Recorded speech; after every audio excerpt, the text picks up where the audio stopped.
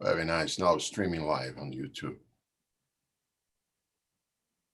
Let's start right now. Okay. So good morning in Brazil. Good afternoon and good evening in other Brics countries. Welcome to the fourth Brics conference, Brics organized by the Center for Brics Study of International and Comparative Law of the University of São Paulo.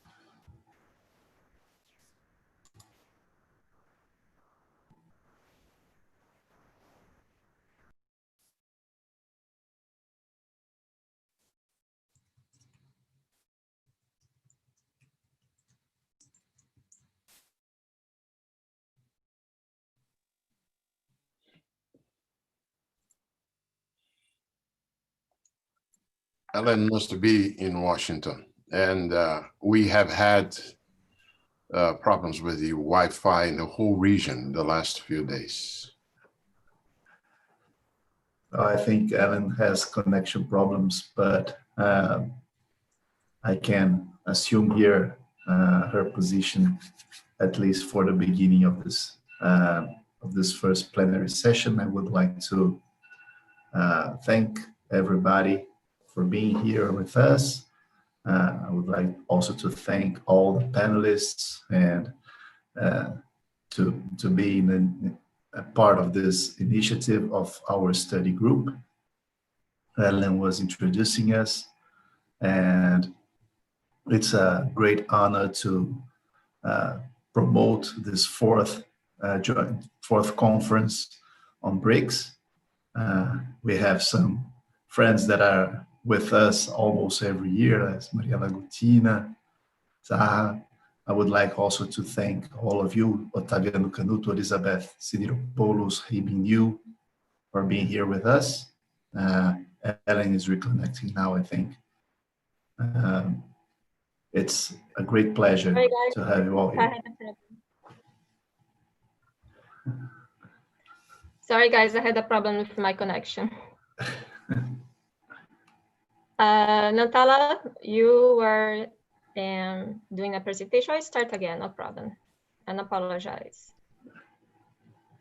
Okay, So no can problem. I start? Please, the floor is yours.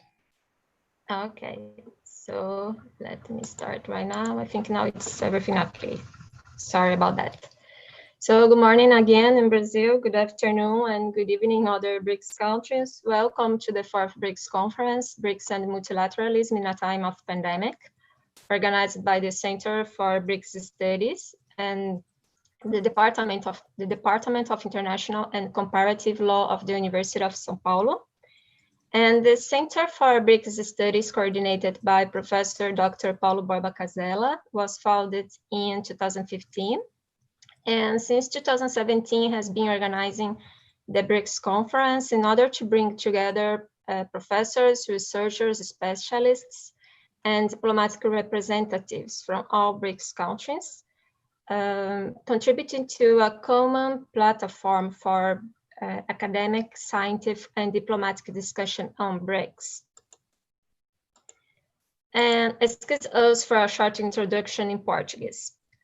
Sejam todos bem-vindos e bem-vindas à nossa quarta jornada dos Brics na Universidade de São Paulo, organizada pelo G-Brics USP, sob coordenação do professor Paulo Borba Casella e pelo Departamento de Direito Internacional e Comparado da Faculdade de Direito da USP, do Lago de São Francisco. Antes de iniciar a apresentação dos convidados, eu gostaria de agradecer a participação de todas e de todos, em especial o patrocínio do IBRA China para a realização do evento, bem como aos nossos apoiadores, o Consulado da República Popular da China em São Paulo, a Embaixada da República da Índia no Brasil, o Consulado da República da Índia em São Paulo, a China, a Comissão de Relações Internacionais da OAB São Paulo, a Coordenação Nacional das Relações Brasil-China da OAB Nacional, ao Peixoto e Cura Advogados e ao Escritório do Conselho Chinês de Promoção do Comércio Internacional no Brasil. I will now introduce all keynote speakers in order of presentation, and after the last presentation, all participants are invited to send questions by the Q&A system. And we hope to have enough time to answer some of them, depend on the time you have, because at 11 a.m. we have another panel with the Brazilian former Minister of Foreign Affairs, Celso Amorim. So this first panel aims to discuss the economic and political impact of COVID-19 on Brics countries. And once again, thank you very much all keynote speakers for joining us today. And from Brazil, I'm very happy to introduce Professor Dr. Taviano Kanoto. Kanoto holds a PhD in economics from the University of Campinas, Unicamp in Brazil. And he's a non-resident senior fellow in the Global Economy and Development Program at the Brookings Institution. He's also principal of the Center for Macroeconomics and Development, a well-respected researcher in economics with experience of managing knowledge networks and providing strategic advice to senior management of multilateral institutions, government, and private investors. And he's a senior fellow at the Policy Center for the New South. Taviano Kanoto's experience includes 15 years as a vice president, executive director, and senior advisor in multilateral institutions, including the World Bank, the IMF, and the Inter-American Development Bank. From Russian, I'm happy to introduce Professor Dr. Maria Lagutina, Associate Professor and Vice Head of World Politics Department at St. Petersburg State University. She holds a PhD in political science from St. Petersburg State University, and her research focuses on global governance and international cooperation in the Arctic. And from India, I'm very happy to introduce Professor Dr. Siabiasa Shisaha. He is assistant professor at the Research and Information System for Developing Countries in New Delhi. He holds a PhD in economics from the Jawaharlal Nehru University, and he's an expert on innovation system, industrial policy, trade, and technology. He's also been working on issues of trade multilateralism and international development, including UN SDGs, G20, and Brics. From China, we are pleased to introduce Dr. Haibin Liu.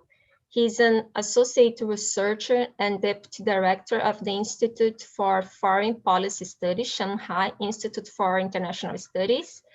And Dr. Liu holds a PhD in International Relations from Fudan University. Is also Deputy Secretary General of the Chinese Association for Latin American Studies. His current research work focuses on China foreign policy, emerging powers, and Latin American countries.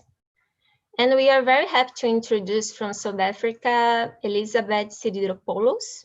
She's the chief executive of the South African Institute of International Affairs, a think tank based in Johannesburg.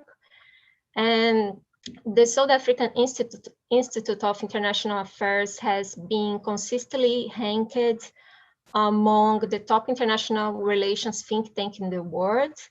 And with more than 26 years of experience in the field of politics and international relations, Elizabeth's expertise lies in South African foreign policy, source of cooperation, and the role of emerging powers in Africa. She's the co-chair of the Think 20 Africa Study Group, one of the engagement groups of the G20. So please, Taviano, feel free to start our presentation. Each keynote speakers has 20 minutes. Thank you very much. Thank you, Alan, for having me here, and thank you all. It's a pleasure to be here. So let me give my take on the economic impact of COVID-19 on Brazil. The fact is that, in a nutshell, the basic message that I'm going to bring is the Brazilian economy is recovering from the unprecedented COVID-19 shock, but the fiscal outlook will be key to define which trajectory growth will take ahead. So Brazil has shown signs of improvement in terms of coronavirus contagion, and risks related to a second wave seemed contained. The number of new deaths continued to decline, even as social isolation measures have been relaxed. And we have seen an uneven recovery.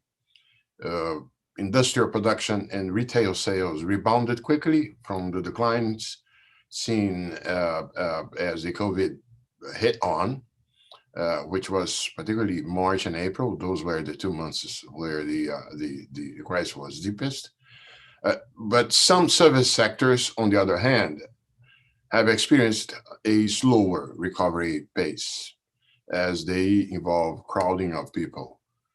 The fiscal agenda is at the core, as I said, and not because of balance of payment issues or capital flows, but because ultimately it is the definition of the fiscal outlook that may impact dramatically the evaluation of risk premium, and therefore the possibilities of having a steady recovery and growth from next year on based on private investments. Okay, let me, let's say, illustrate this with a couple of examples. Okay, talking a bit about the region, because fact is that Latin America and the Caribbean has been hit harder than other parts of the world, both in human loss, but also in economic terms. The relatively large human toll is evident.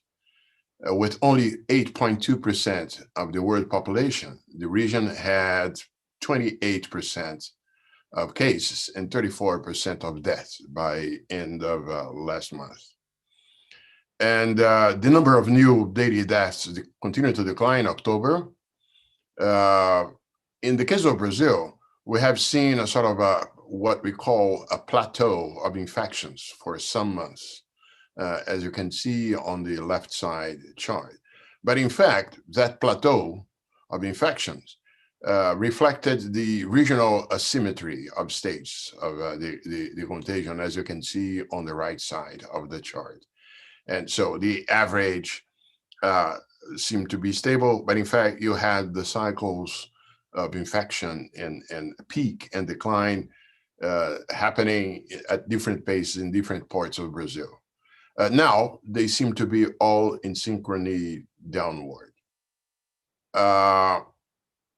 Okay, let me, I'm taking the chance to talk about the Brazilian and regional case, because there are a lot of things in common. For instance, you can see this in the chart here, how you have, what I said in terms of high toll in terms of human infections and deaths, and in the region, but with important national difference. You can see the stringency of containment varying very much. All these are Latin American countries. This is the case of Brazil. Same thing here on the confirmed cases and deaths. But the fact is that the regional pattern has been quite clearly one of dramatic infections. Now, how to understand this? There are two structural characteristics of the Latin American and the Caribbean economies that have contributed to this relatively larger economic impact. Comparatively to other regions, more people work in activities that require close physical proximity, and less people have jobs in which teleworking is feasible. That's what makes the region unique vis-a-vis all the others. Well, the economic impact of this was dramatic, as you can see in the following chart, which shows the strong fall in the Brazilian GDP during the second quarter of the year. As you can see, fact is that Brazil was still struggling to kickstart a recovery after a severe recession in 2015, 2016. As you can see, this would take us a very long time to understand why you had it. But the point is that even with the recovery in the years afterwards, 2017, 2018, 2019, Brazil hadn't returned to the levels of per capita income of the beginning of the period prior to the crisis. So, and then comes coronavirus, which has had a dramatic effect. The point is that some good policies had positioned the economy to take off in 2020. The government had embraced a very ambitious reform agenda to put fiscal finances on a sustainable footing. Landmark pension reform was passed in October 2019 that stabilized the pension spending as a share of GDP, and draft legislations were submitted to Congress to control government spending, improve tax efficiency, and decentralize fiscal resource. Is to tell you that, to a large extent, the 2015-2016 deep recession, it was a humongous one with a downfall in per capita GDP close to 10%, minus 10%. It had the fiscal issues at the core, and so that's why I'm making reference to the issues regarding the fiscal side. Then the COVID-19 came with a shock. Almost 12 million jobs were lost between February and July, of which 7 million were from the informal sector. Brazil has an intermediate position when it comes to informality. It's not like sub-Saharan African countries where the degree of informality of the labor in occupancy reached levels close to 90%, but it's not as low as in advanced economies.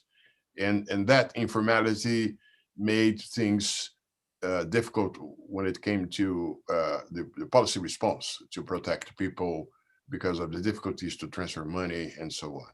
But Brazil had a starting point that facilitated the implementation of such policies because of the pre-existing conditional cash transfer scheme that contained a registry, and that registry was expanded so as to make possible to reach informality. But still, it's hard to do the containment when you have this degree of a population living in slums or in close proximity and so on.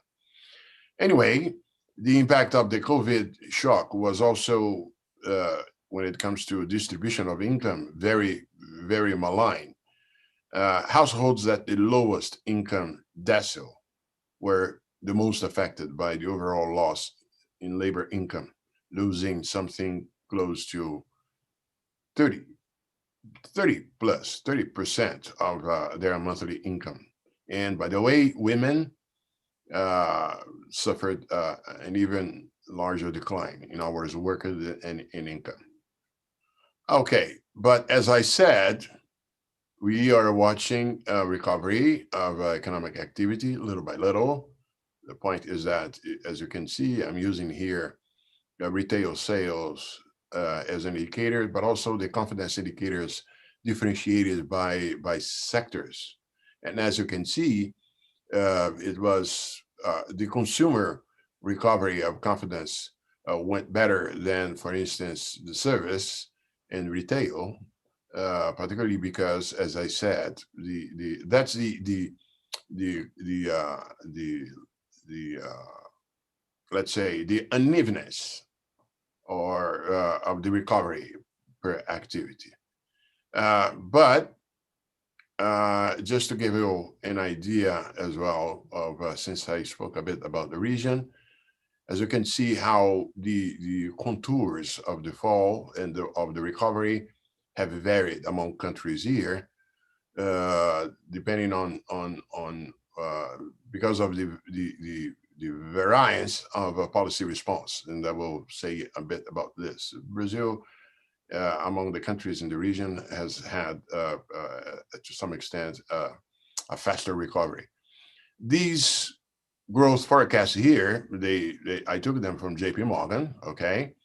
But they are very much consistent among other forecasters, including the forecasts given by the IMF released last week. The IMF is a bit more pessimistic with respect to Brazil than this. And I'm closer to most analysts in Brazil are forecasting a downfall of GDP this year in Brazil in the range between -5 and -5.5, not the -5.8 of the IMF. And some banks are even forecasting 4.5%, like Banco Itaú. In any case, those are the forecasts of the IMF released last week. And well, one thing we can say is in common. The recovery is expected to be protracted. And the other aspect is that most countries in the region, almost the full majority, will not be able at the end of next year to return to the levels of per capita GDP of last year. So there are scars from the COVID in the sense that we will have at least 2 years, even including the recovery, the partial and uneven recovery that I was mentioning. We will still have some time before the GDP returns to the levels prior to COVID. In some cases, 2025, most likely, or 2024. Even the best performance will not be able to overcome so easily. Okay, there was policy space on the monetary side to give a response. And the government's response was really swift and substantial.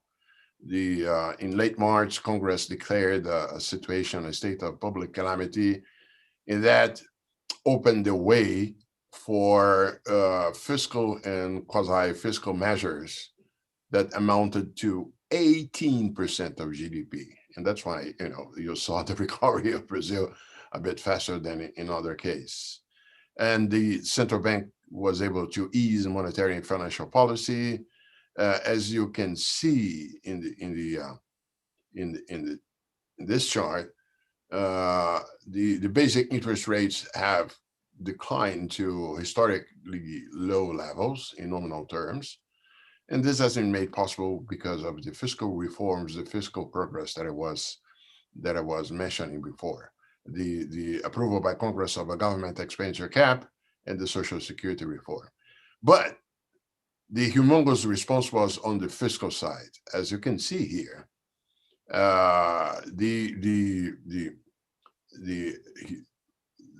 despite the presence of an expenditure cap, the average here reflected what happened in last year, and you may understand why I'm putting a reference to this by looking here at this comparison of the fiscal policy response to the coronavirus. And as you can see, the size of the transfers in the Brazilian case in this sample here is only smaller than the US, Canada, and Japan, and with a strong fiscal component. In other sample that I like to use with 50 countries, Brazil is still the fifth or the sixth. So the amount of transfers was substantial. In fact, the major component of that was the emergency aid, the transfer of income to a substantial cohort of the Brazilian population, to the point that during the first half of the year, the amount of transfers was superior, was larger than even the decline in the wage bill, just to give an idea. And that's what explains to a large extent that the decline of GDP will be, as I said, something around 5% this year, rather than 9 or 12 like in some other neighbors. Well, going to the external conditions, of course, all emerging markets suffered the shock in March, the financial shock. And after the Federal Reserve Bank's response, we have seen this, if not normalization, but the movement out of the state of shock. Just to give an idea, during this period here, we had an outflow of superior to $100 billion from emerging markets. But it's important to highlight how the return has been, one may differentiate between groups of emerging markets, and Brazil is here. Brazil and South Africa are here at this second cohort as compared to the other ones, because to some extent the markets have considered that the macroeconomic fundamentals are in better shape in these emerging markets or developing countries or receivers of capital flows than it is the case here. This is quite important because it highlights the relevance of having the fiscal process in good shape in the case of Brazil. This also appears here on the flows of non-resident capital flows. Brazil has a solid current account position because of the humongous levels of reserves. But on the other hand, capital flows have been important in the case of Brazil as a way to supplement the domestic savings. Brazil is not a high saving country, different from China, for instance. And the capital flows have, let's say, been an important component of growth in the past. But finally, the capital flows to Brazil turned positive in August after months of outflows. On those components of the capital flows that matter most, it is the case of the foreign direct investment, which is not simply buying securities. This is, as the name says, the direct investment, which is important for the recovery, but they have been reflecting the domestic crisis to some extent, but they have been a bit disappointing. On the other side, the Brazilian current account has not been in bad shape, thanks to export, particularly to China, of commodities and so on. The current account is likely to show either a zero balance or close to zero balance this year, or even maybe a slight surplus. So my point here is that the problem is not on the current account or on the balance of payment side. The issue here is on the fiscal deficit, is on the vulnerability associated with the fiscal side. And this year has been, of course, special. The humongous fiscal package of course, led to an increase, a dramatic increase, and you will see in a minute the size of the impact on debt to GDP. So the Brazil's fiscal deficit is wide, but issuance has been modest. Fact is that the government used the drawdown of government deposits at the Brazilian Central Bank as the main funding source.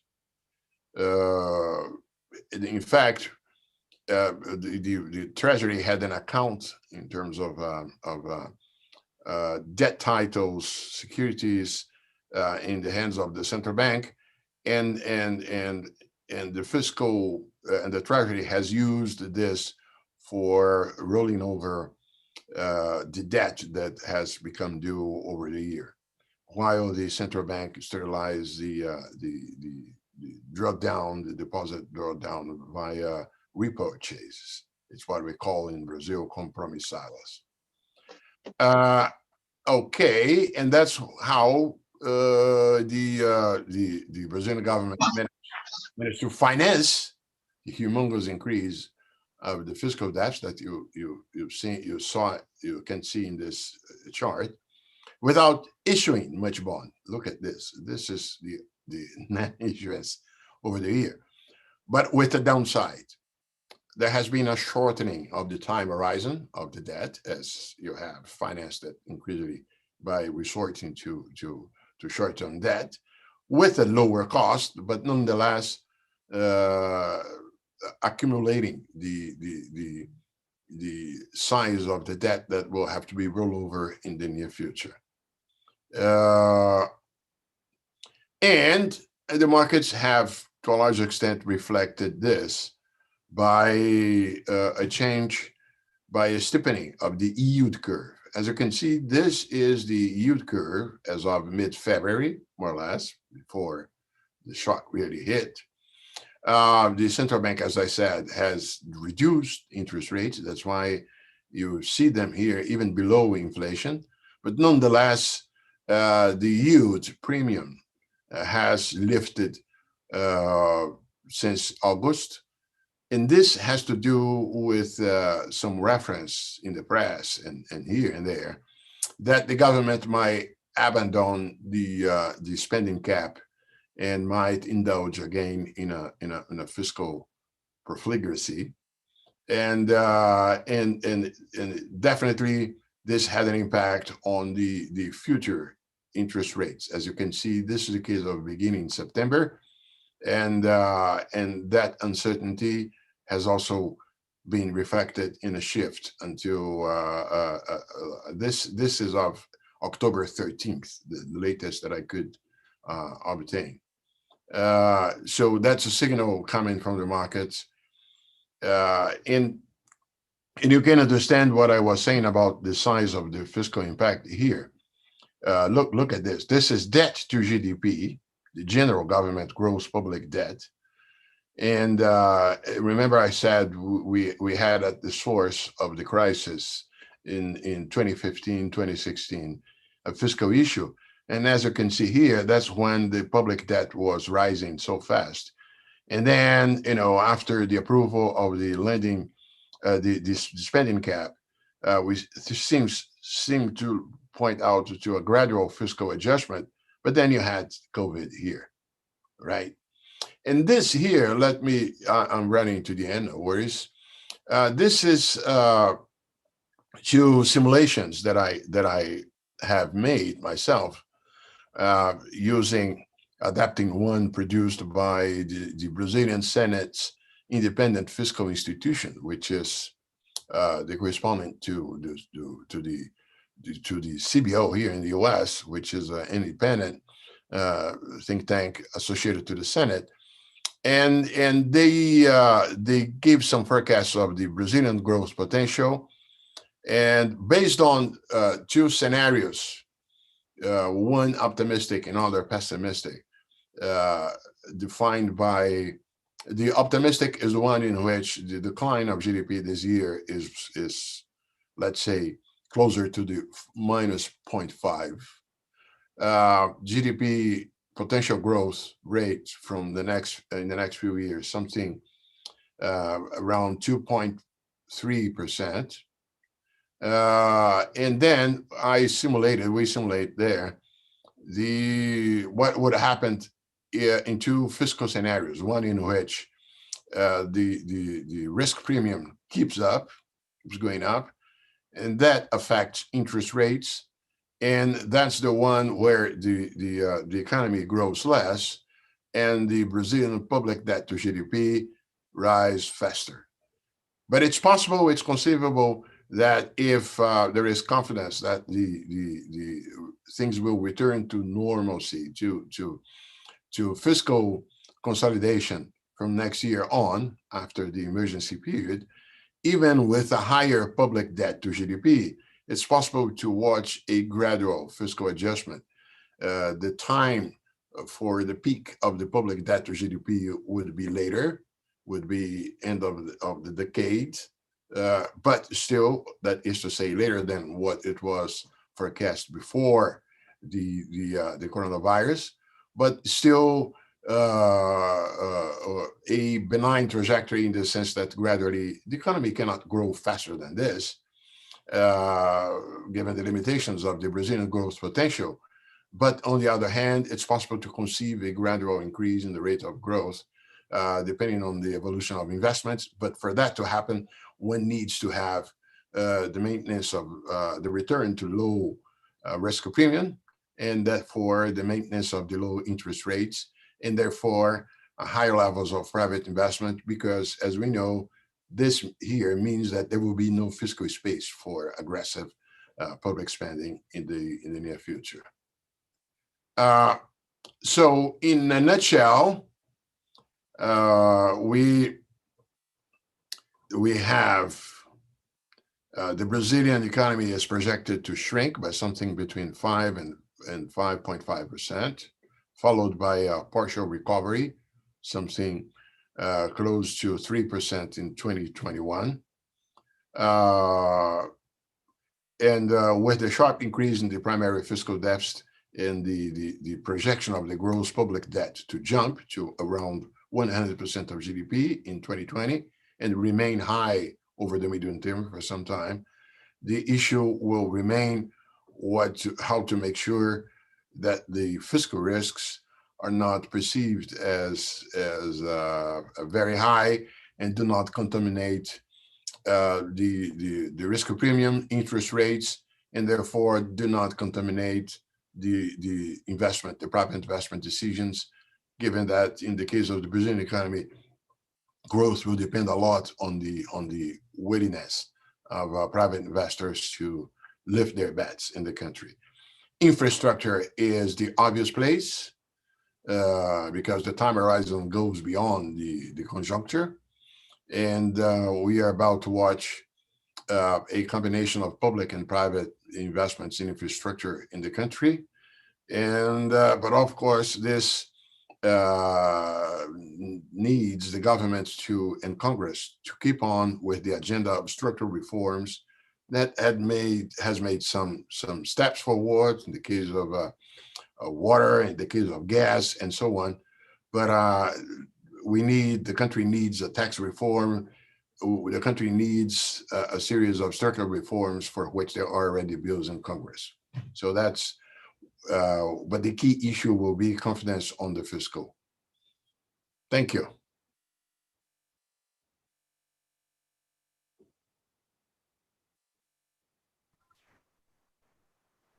Thank you very much, Taviano Kanoto. We faced a technical problem in the first 20 minutes, but now all attendees can access Zoom by the link that you have sent by email yesterday. Now it's working on YouTube and by Zoom platform. So now, Professor Maria Laguttina, please feel free to start your presentation. Thank you. Thank you very much.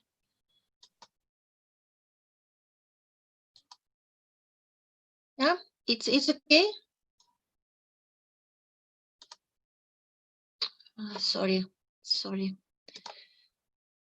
You can see my presentation, yes, right? Yes, it's working now. Okay. Thank you very much. And once again, good afternoon, everybody from Russia. And I'm glad to see all of you in good mood and decent health, at least. And it's true, this is my third time when I take part in your conference. And we discuss with my Brazilian colleagues the prospects of Brics cooperation. And of course, now we have to use video conference, Zoom, but I hope that next year we will resume meeting in person once again. Okay, let me start. Let me start my presentation.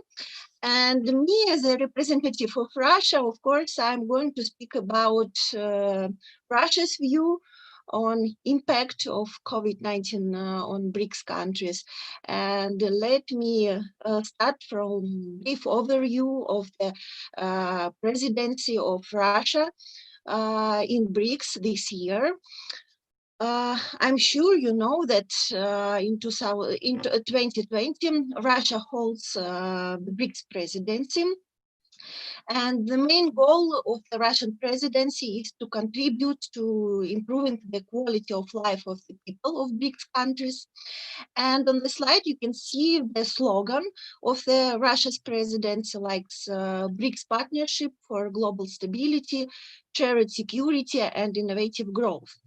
And this is especially relevant and timely in the context of the unfolding crisis against the background of COVID-19. Undoubtedly, the pandemic made adjustment to Brics agenda at all, but in general, Russia managed to follow its approved agenda. And on the slide, you can see three main priorities of Russia's Brics presidency. The first one is strengthening multilateral principles in global politics and promoting the Brics countries' common interest and international platforms. And first of all, Russia means the United Nations and World Health Organizations, our special agencies of the United Nations. Besides that, it means to deepen cooperation between the Brics countries in countering terrorism, extremism, corruption, and some other global threats. And the development cooperation with partner countries in the Brics Plus and outreach dialogue formats, and some others. The second priority concerns developing cooperation in trade, economy, and finance. And if you look at the content, the detailed list of this priority, you can see very topical point about the necessity to strengthen ties in healthcare, including by taking joint measures in fighting infectious and non-infectious diseases. And finally, the third priority, it's about cooperation in the cultural and humanitarian spheres and strengthening people-to-people contact.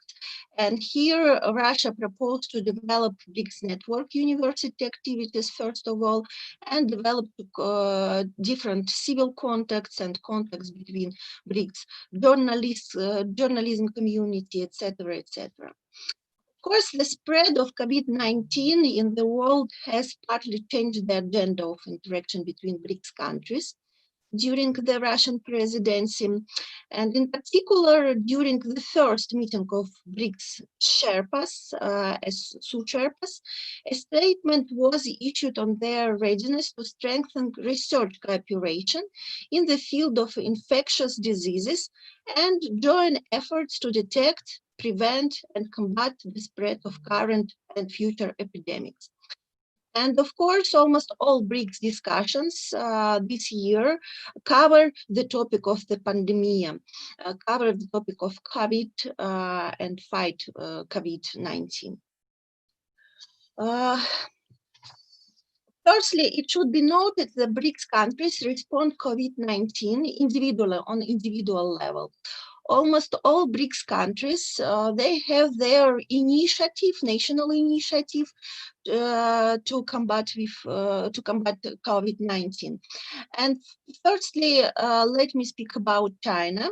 China has engaged its manufacturing capacity to provide people by the protective equipment in the framework of its Health Silk Road. This initiative is developed in the framework, as far as understood, in the framework of Belt and Road Initiative. China is also actively sharing its experience in the fighting against COVID-19 with Russia and other countries. And for example, Chinese authorities had dispatched 29 medical expert teams to 27 countries. Next, Russia. Russia launched a mission, the so-called mission from Russia with Love, из России с любовью, in the framework of which medicines and medical equipments delivered by air to the most affected countries, such as, for example, Italy and the United States. In its turn, India donates pharmaceutical support to nearly 85 countries to help them cope with the effects of the pandemic as well.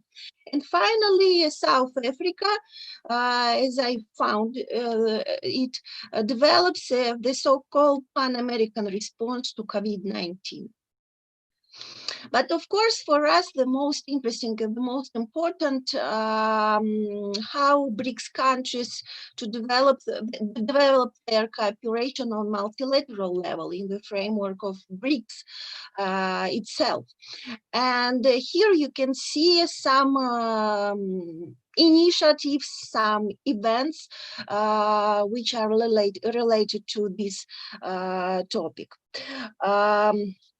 Cooperation on countering infectious diseases actually has long been a priority of BRICS, and we can say that since 2011, summit health issues have been put into the agenda of BRICS countries.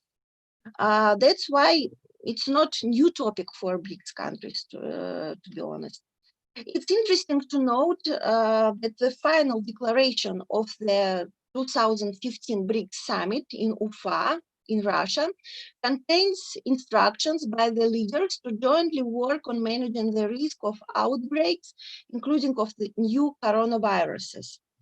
This task was formulated in the political context at the time, and it was concretized in 2018 when the next BRICS summit was held in Johannesburg. And the documents of Johannesburg Declaration, Johannesburg Summit, contained an agreement of BRICS countries on the creation of the appropriate five-side mechanism. The first reaction to the events taking place in 2020 was a joint statement, once again, that the BRICS countries support the firm commitment and decisive efforts of the Chinese government to combat the novel coronavirus pneumonia epidemic. Besides that, it was noted that BRICS countries are ready to cooperate closely with China and calls for the international communities to strengthen cooperation with the World Health Organization framework. And underlined the importance of avoiding discrimination, stigma, and overreaction while responding to the outbreak. Well, the countries expressed their willingness to strengthen the scientific research cooperation on infectious disease and to support all direction of scientific cooperation and technology cooperation concern new coronavirus and new viruses at all. representing about 40% of the world population and 33% of the world GDP, BRICS powers are expected to play a certain role in dealing with COVID-19, for sure, on multilateral level. And in fact, the BRICS made some joint efforts to counter the pandemic. And let me let me propose you two of the most important events during this year, in the framework of Russia's presidency, BRICS presidency.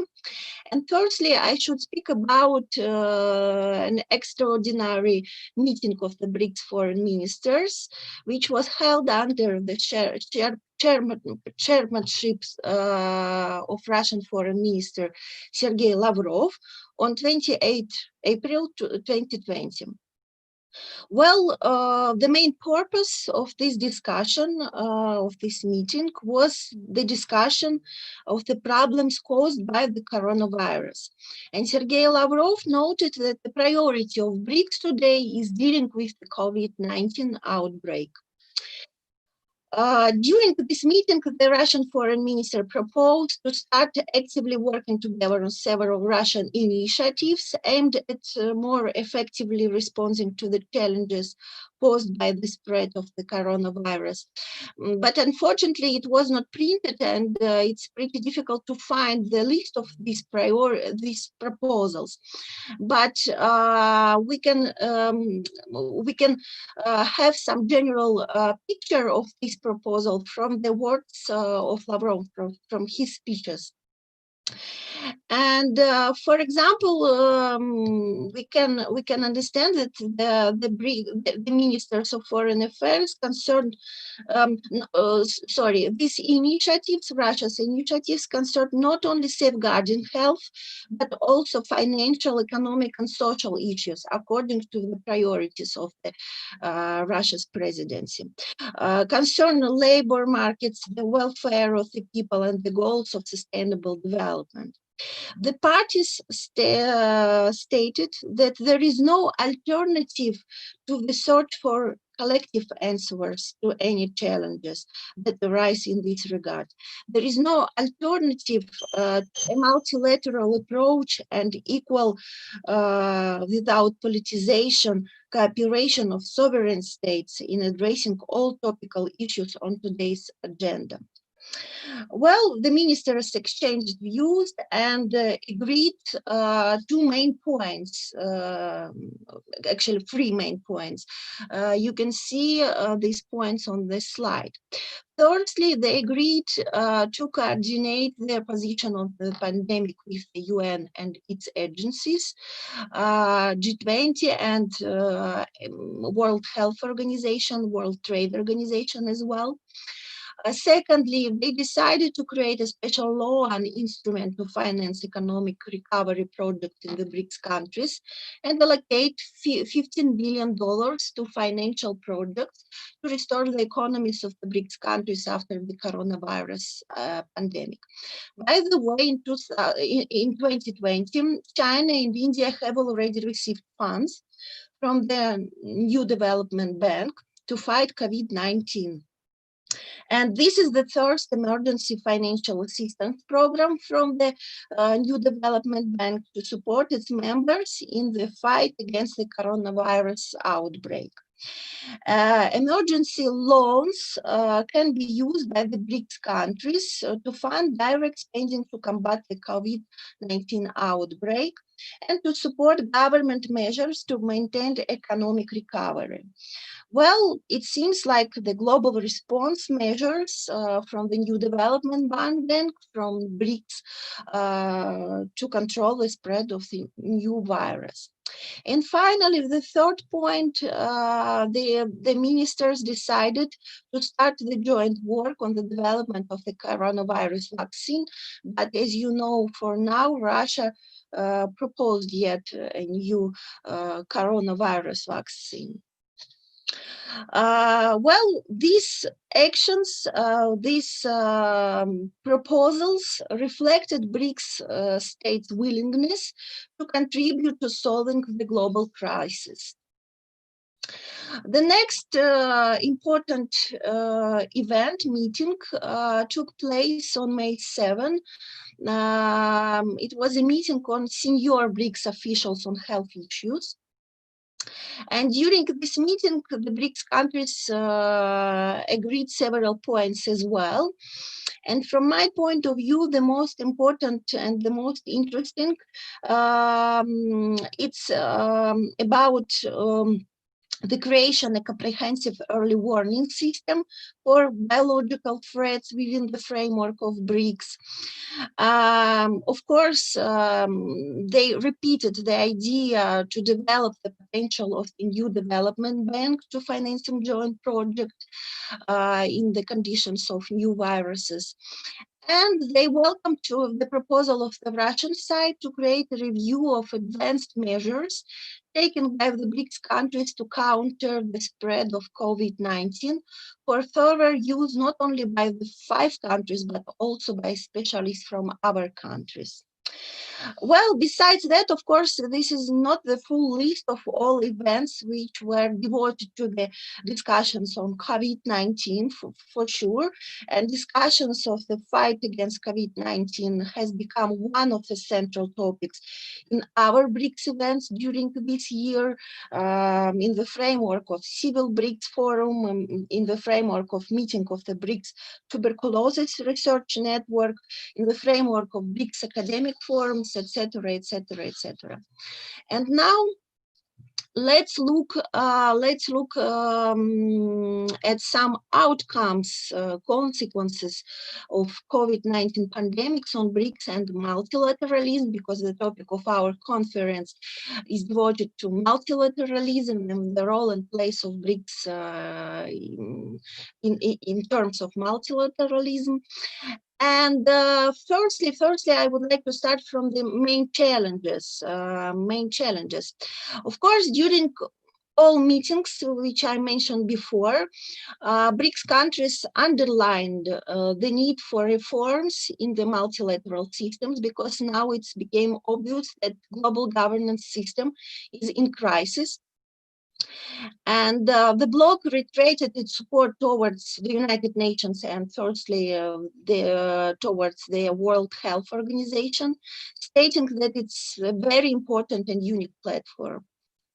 And on the slide, you can see the main challenges to the world system, to the multilateralism in COVID era or in the post-COVID era, it doesn't matter.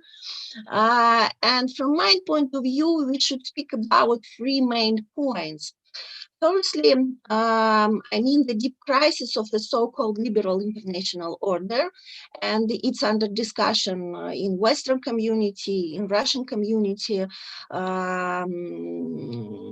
are a lot of publications about that, about the consequences of this crisis.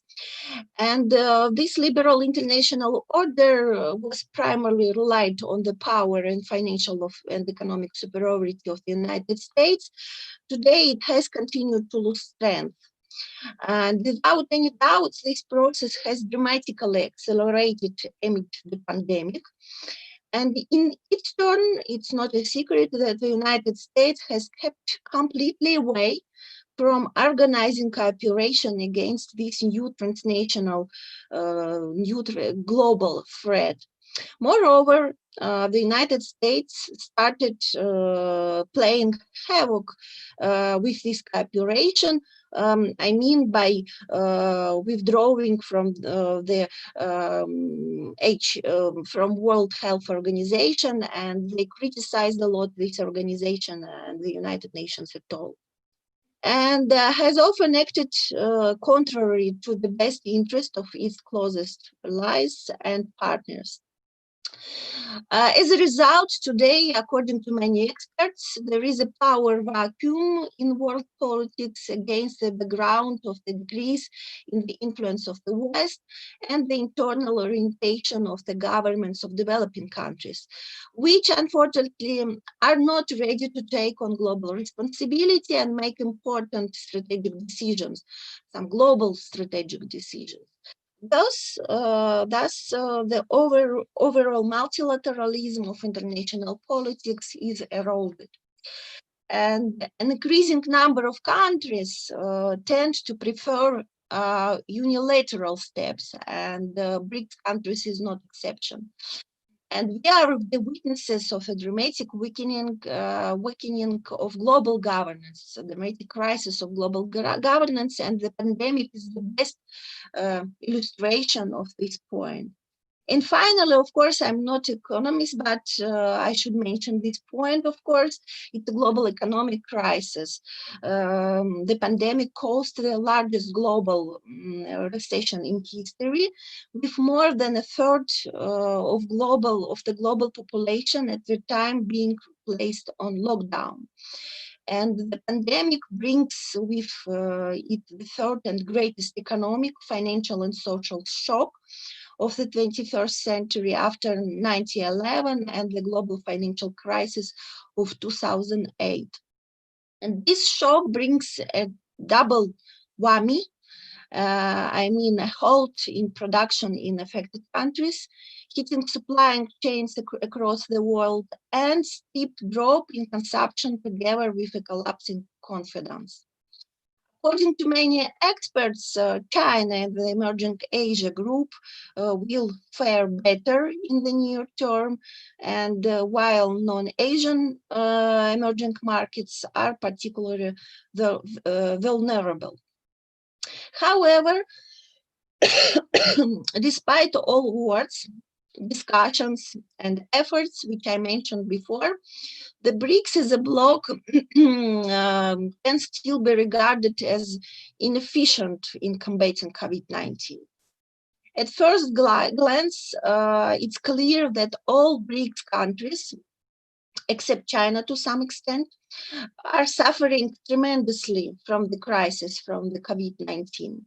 Currently, Brazil, Russia, India, and South Africa are the world's largest hotspots of epidemic, with thousands of new cases and hundreds of deaths every day. And let me show you some table which I prepared for today. And I took information from the official site of the World Health Organization, and the data the data from yesterday, and you can see very interesting picture, to be honest.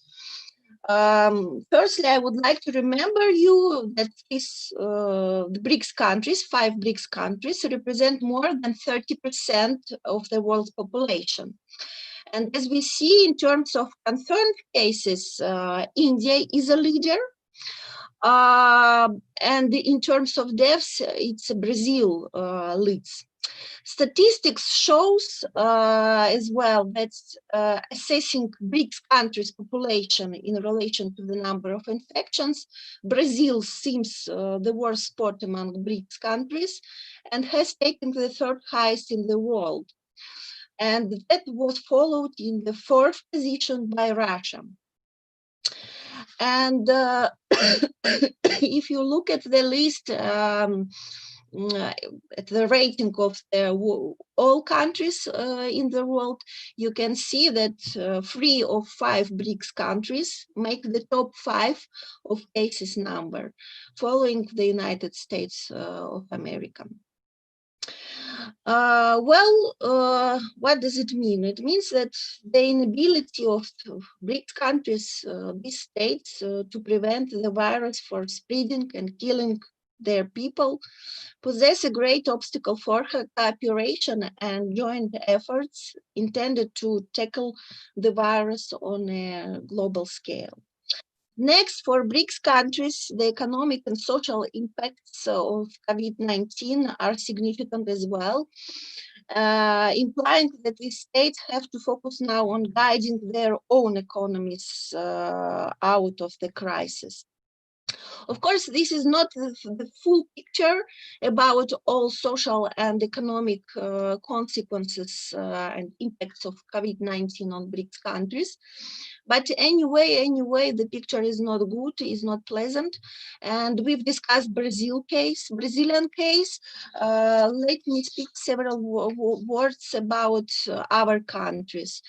In the case of Russia, for example, combined with Western sanctions in place since 2013, the COVID-19 outbreak has slammed the Russian economy, and the employment rate jumped 50%, and Russian regional governments are facing their highest budget deficit in 2 decades due to the federal government's lockdown measures. India has big problems with as a consequences can have more big problems with poverty, with socioeconomic inequalities and some other things. In the case of China, business suffered a lot, and you can see on the slide the most suffered spheres, business spheres.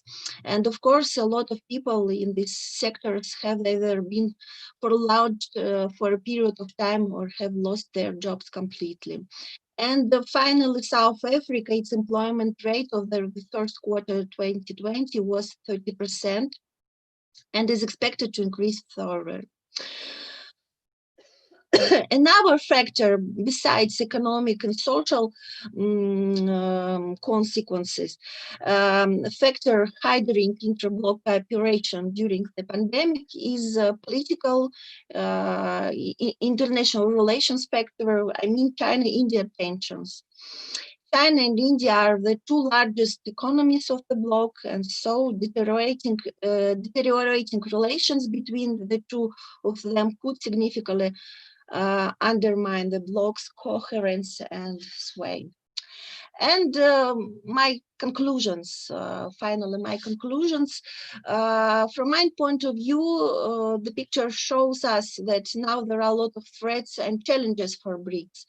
And mostly BRICS countries, they prefer to fight the pandemic individually, while on multilateral level. On multilateral level, we have a lot of initiatives, proposals, a lot of words, but not deals, not affairs. But at the same time, Russian experts, they are more optimistic about that, and they believe that there are some opportunities for BRICS in the conditions of pandemic. And they speak about the possibility about the demand for BRICS in the post-COVID world and their importance for BRICS countries' foreign policies, and it will only grow. And BRICS countries and BRIC can fill this governance vacuum and can become a basis for polycentric world order, post-Western world order, and develop and support multilateralism and global governance in world politics. Well, that's all. Thank you very much for your attention. Ellen? Thank you very much, Professor Maria Lagutna. Spasiba. Professor Sabir, free to start our presentation. Thank you. Yeah, sure. Thank you very much, moderator, and very glad to be part of this panel and discussing this very important issue. A few months down in this pandemic world, we certainly have several lessons from our own countries. And globally, we are aware of the economic turmoil and the public health crisis that we are going through at this point. So, I mean, as we all wait to come out of this situation, it is extremely important to remain vigilant about what's happening around us. At the same time, what we know today, perhaps we didn't know a few months back. So be it our response to the public health crisis that we have at hand, or some of the economic disruptions that we are dealing with on a day-to-day basis, we have fair amount of understanding as to how to respond to some of these problems. Much is beyond comprehension still, and the outlook seems to be very complex. You have numbers coming up every day. Not that those numbers are something that we should not reckon with, but at the same time we should have a very wider perspective, very granular perspective of things, depending on the context, country context. And also, this is an opportunity as we deal with this pandemic at this point, how countries actually connect with the aspirations of people, how to make policy making much more real, how to make economic response much more tangible in terms of outcomes by bringing in difference in the lives of people.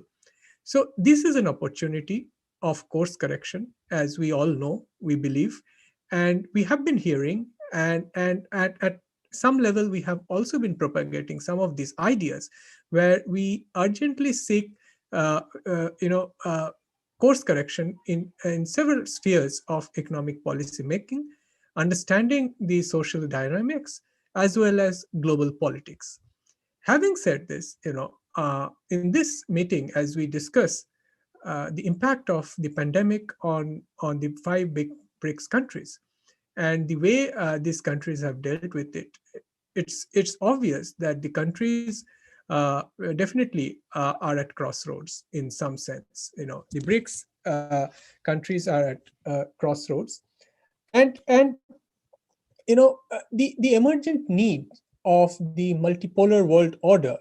We know how the shifting center of the gravity of the world economy, and the key ingredients of the success of the BRICS economies. Often it is in terms of the industrialization that we tend to speak a lot about, but we sometimes underestimate the power of development transformations that have happened in several of these countries. And BRICS, rise or emergence of BRICS is a testimony to that.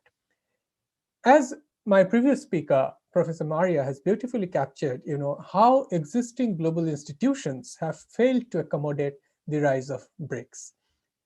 Cross-border flow of trade and finance requires new institutional approaches.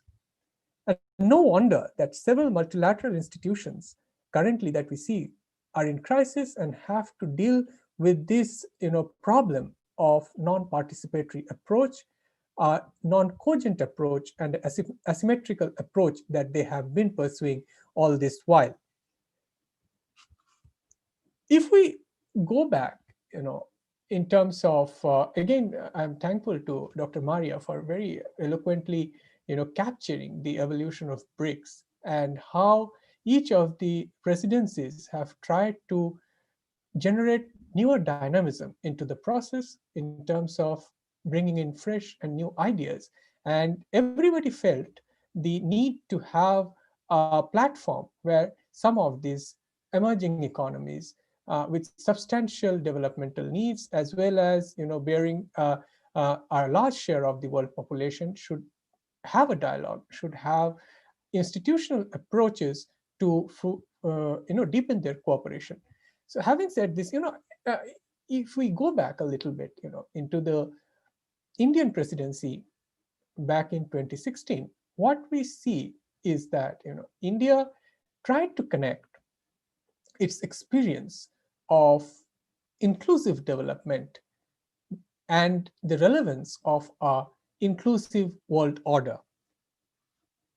India, as has been well documented and now appreciated as well, the large-scale use of digital technologies, diffusion of ICT-based technologies, and the capabilities therein, have revolutionized some of the developmental interventions that we have seen in this country.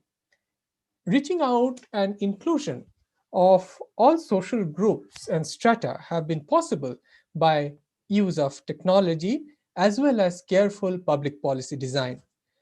Promoting sustainable principles, if we look at the nationwide campaign on sanitation, that's a example how sustainable principles can be converted to a mass phenomenon, and also in terms of disaster preparedness. So in this exercise, India has very carefully utilized public policy as well as use of newer methods and technologies to convert some of these, to create the buffer, to close the gap in certain sense. So this kind of developmental experiences augur well for a platform like Brics in terms of the cooperation needs.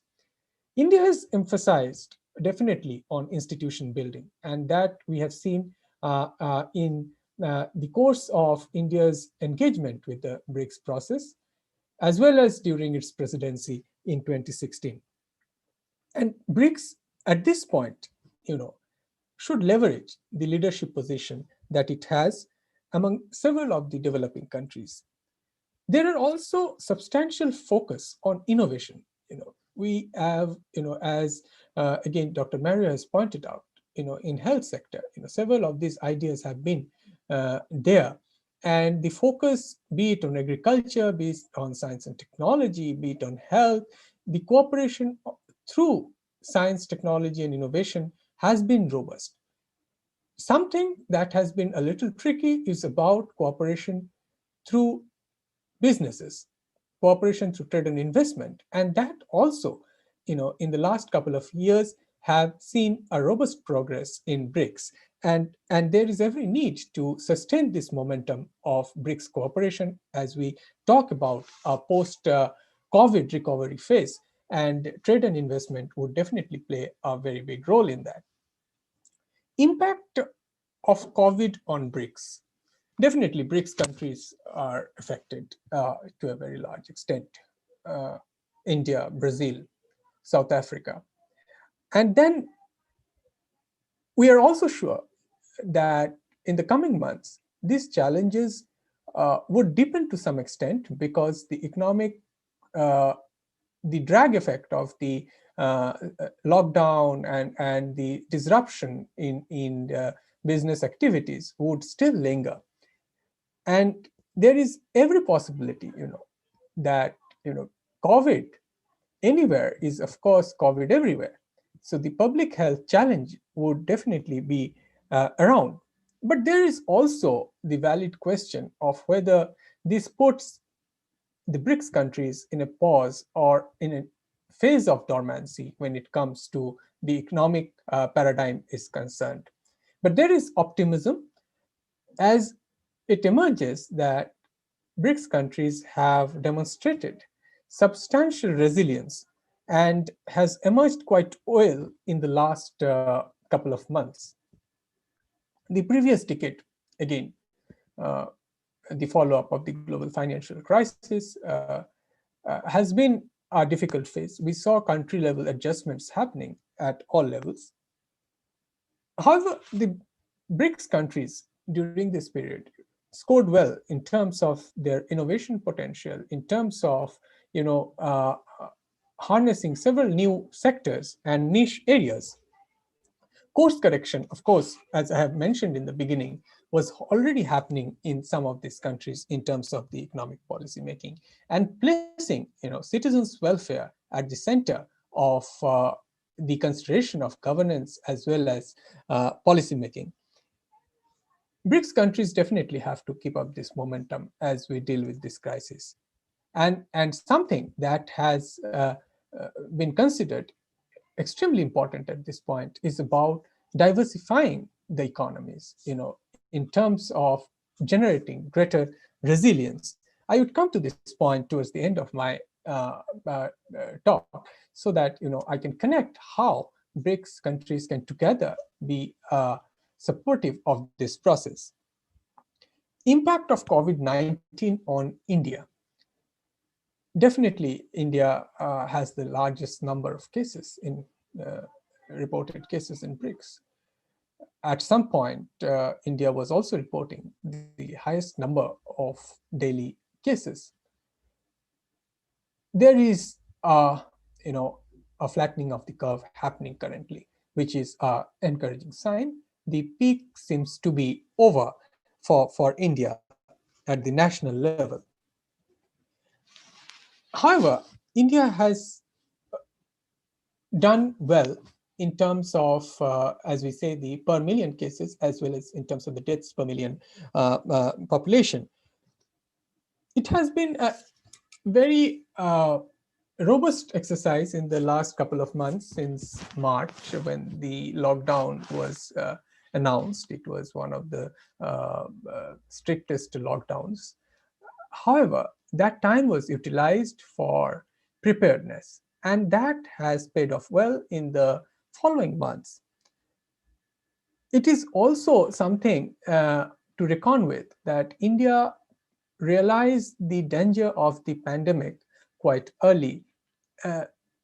In March, we were, kind of preparing for this lockdown, but travel-related advisories had come in much earlier. It was in February itself that several steps were being taken to see that there is a close watch on the developments that was happening at that point. In terms of the preparedness, as we see, there was a whole of government approach. We have seen on national television, we have seen in print media, in terms of how each and every wing of the government in the first 2 months was synergistically working to spread the message of awareness. At the same time, do everything possible to enhance the capacities of the hospitals, as well as acquiring several of the life-saving therapeutics and devices, while India at that point was not very self-sufficient in terms of production of several of these items. But in the following months, the production of equipments like ventilators, testing kits, personal protection equipments, etc., have not only gone up. India has its huge domestic needs, but at the same time, India is currently exporting several of these products. India has also stood by several of the developing countries in terms of medical supplies, and sharing of medical expertise, medical teams across the world. There was meticulous planning on some of this, and which eventually resulted in significant expansion in capacities for hospital beds across the country. The planning was important because it's a large country. We have subnational governments as well as the district governments, district administration. So the planning at the level of the district was also key in this fight against COVID. My next point would be something, as I have been mentioning in the beginning, the importance of innovation. India's STI response to the whole pandemic question. There was great momentum and significant effort mounted on development of indigenous testing kits, ventilators, therapeutics, ICT-based applications for tracking COVID cases. So these all paid off very well. India has a large innovation system base, but everything put together, several of these that were working in silos could be brought under umbrella projects, umbrella missions across the country to come up with the STI solutions that are desired in this pandemic scenario. Vaccine research. India is steady in its effort towards production of vaccines. Almost, several of them are there at the pipeline, of course, but 3 of them are in very advanced stages of clinical trials. It is also collaborating with leading global agencies on this. So it's a very encouraging story at this point about the steady pace of vaccine research that has happened in India. Vaccine production and manufacturing, of course, India is one of the leading countries. And definitely there is expectation that in this fight against COVID globally, India would play a very, very important role. India also has significant experience of immunization. And the successes that have been documented in the last couple of years also is something that we believe would be very helpful in the coming months, as there would be large scale delivery and distribution of vaccines. Coming to the economic fallout of this pandemic, we all know that the disruption was sudden, and it was completely a new thing for the policymakers at that point. Nobody knew actually how to deal with the sudden disruptions that have happened. There was vulnerabilities all across. It had, of course, multiplied. Significant job losses in terms of the industrial working force as well as urban poor. India kept, however, the supply chains open, and this was a very difficult task. Even under strictest of the lockdowns, how to keep the supply chains open, it was something extraordinary in terms of the transport and the movement of cargo and essential goods across the country, and it proved something. It is historic in some sense, because of the records that Indian Railways and several other agencies achieved in those initial months, and the impact of the fallout could be absorbed to some extent. The first tranche of the stimulus was announced in May. Of course, the second quarter of this year, it was difficult. There has been documented and recorded significant contraction in economic activities. In Brics countries, we see large quantum of stimulus being announced. For India, it was close to 10% of the GDP. The planning was meticulous, I must say, and it got reflected the way it was announced over almost 5 days as part of separate announcements, and the planning that was done for key sectors for economic revival. This was also an opportunity that government was keen to leverage for getting some of the pending reforms in areas like agriculture, in areas like small and medium enterprises, to build in the business confidence, to unleash the supply potential. But at the same time, in order to address the vulnerabilities of a significantly large population, one of the key areas was supply of food grains. India announced supply of free food grains to almost 800 million people who are registered under the National Food Security Act of the country. There was allocations for COVID preparedness. Liberal credit was allowed for businesses, particularly the MSMEs, to keep the supply chains active. There was a significant expansion of the Rural Employment Guarantee Scheme, as we experienced reverse migration in the months following the lockdown, and Rural Employment Guarantee Scheme proved to be something very important policy tool in these months to generate incomes at the lower strata of the society, and keeping the rural economy active. The rural economy played a very important role in terms of providing resilience to the economy. There was eye on financial stability, bank recapitalization, tax compliance. Efforts were also made to bring in coordination between demand and supply.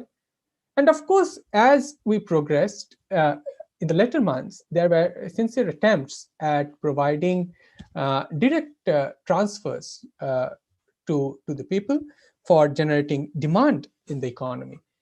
The borrowing was also a key area for the government, and borrowing was allowed also at the subnational level. The result was a good turnaround August onwards, as the economy was being unlocked since July and September. The turnaround in manufacturing that has been robust. The turnaround in terms of the exports and sales of several manufacturing products have been significant, and these are areas where we see a potential, because this is also registered in the latest release of the IMF, where although the estimates for the contraction has been revised downwards to some extent, but the outlook is highly favorable in the next year, 21-22, depending on the revival that we see in the economy. The global response has been to some extent encouraging. We have just heard the case of Brazil.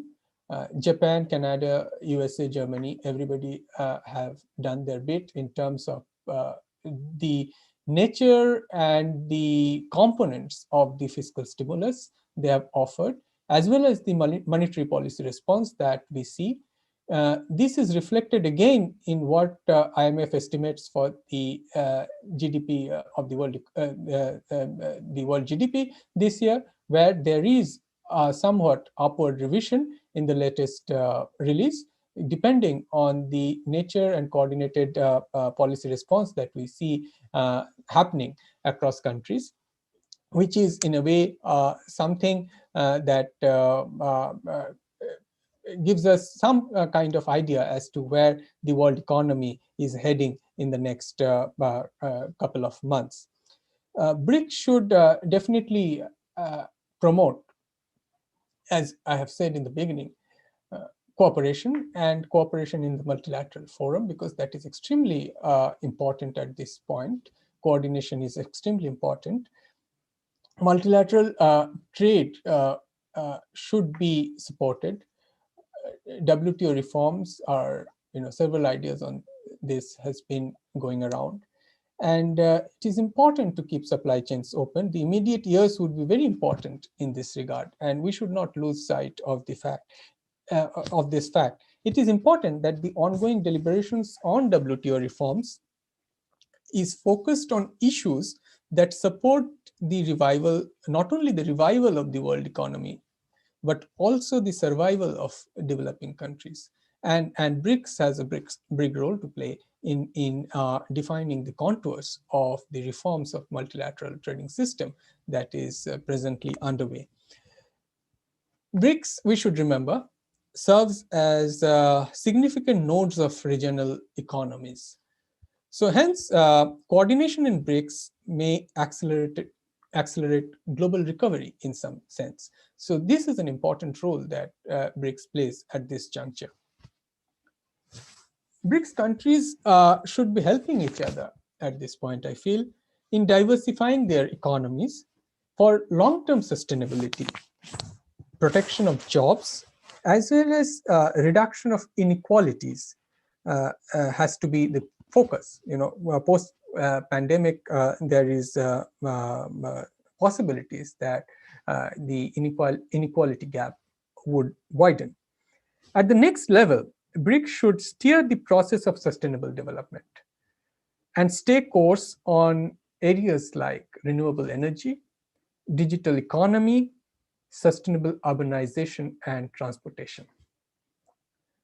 Because BRICS countries have huge opportunities in sustainable development, and it directly benefits the citizens in these countries. So the pandemic and the phase that we shall go through after this phase is over should not deflect our ideas, should not distract ourselves in terms of veering away from the course of sustainable development. So that is a key message that we should take from here, because be it pandemic, be it climate change, be it other problems, we have known that collective action is the way forward, and that's where multilateralism is key. That's where that is the biggest lesson, of course, emerging from the pandemic, and we should reckon with it. And BRICS have been playing a very good role in terms of ushering in multipolarity and strengthening multilateralism. So that process must continue beyond this pandemic phase. Now, societal resilience and better development outcomes should be priority, definitely. Here in the last couple of months, as we all say, that in a way, we all have learned new things. We all have tried to cope with the challenges of isolation, but at the same time, use this time to build on our ideas and see how collaboration is possible. We have seen silos going away. We have seen networks coming up. We have seen innovative startups coming up. Several of these things happening. India has very recently announced a big idea of digital health. It builds on the earlier successes of the Aadhaar-based and the mobile telephony-based financial inclusion agenda that was very successfully achieved in the last couple of years. So digital health and digital health registry and in taking healthcare at a massive level to all citizens is something that India is working on. India, of course, has demonstrated its willingness to convert the grand idea of universal health coverage into a practical delivery system, as we did with the perhaps the largest health insurance, by launching the largest health insurance scheme in the last 2 years, and connecting it now with something that the government is seriously considering, like digital health, would be a great lesson, a great post-pandemic lesson, I should say. At the same time, there has been huge transformation in education. The post-pandemic, we need to use this opportunity. There are challenges, of course, but we, in all countries and in all societies and in all families, people have experienced online education, even adults. So reskilling is something that is continuously happening. You see, this period has been utilized by several mid-career professionals in terms of getting reskilled in data management, in artificial intelligence, in better statistical tools.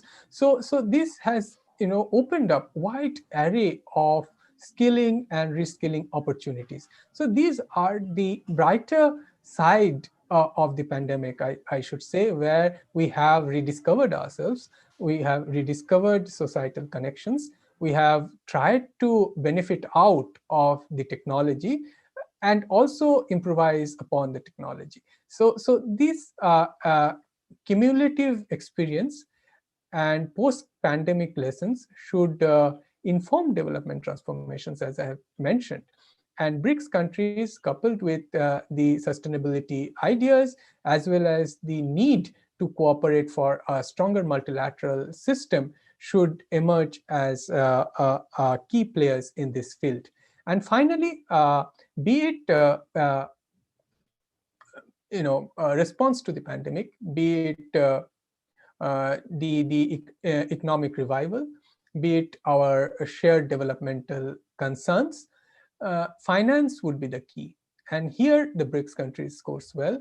There is a need to cooperate in strengthening the NDB and in seeing that this institutional mechanism that lies at the core of BRICS institutional achievement should be leveraged fully and partnered strongly for sustainable recovery. So with this, I stop here and would like to learn more from the discussions ahead. Thank you very much, Professor Sabyasachi Saha. So please, Professor Heidi, feel free to start your presentation. Thank you very much. It's a great pleasure to be here and to share my views on this topic with you. And I'd like to say hello to Elizabeth first. And I will keep my presentation briefly because I know the time is quite limited. So first, I want to explain a little bit more about China's case. As you know, this year, for the Chinese government, I think there are only two jobs for them to do. One is fighting the pandemic. The other is the economic recovery.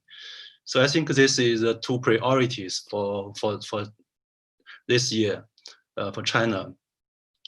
And as you know, China was reported the first case to be hit by the pandemic. So there was no very workable experience or pattern to follow to fight the pandemic. So it's quite difficult for China. I think a lot of the lockdown measures was learned maybe from the Chinese history on how to deal with the similar pandemics. So, and also the one advantage for China is that as an East Asian country, the population, the people put the collective security or safety first, above on the individual freedom or this kind of individual rights.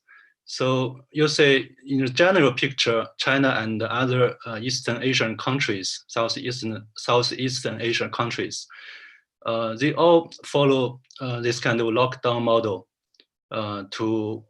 as their first prioritized measure to deal with the pandemic. But for the rest of the world, it's quite difficult to put the lockdown first because they prefer the rights of the individual rights and also the economic rights, etc. So, so the world is quite different, uneven in terms of dealing with the pandemic.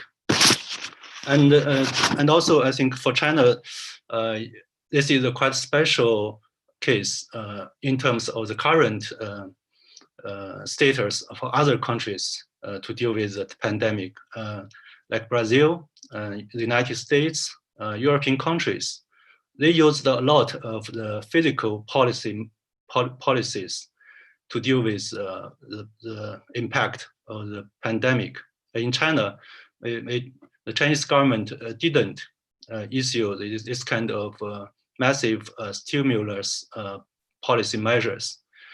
So the government mainly spent money on the testing, on producing the medical systems, this kind of things, and also adopted some policies to encourage the bank system, the financial system, to delay the requirement of the private sector or public sector to pay the loans, and also to adopt some policies to reduce all kinds of fees for the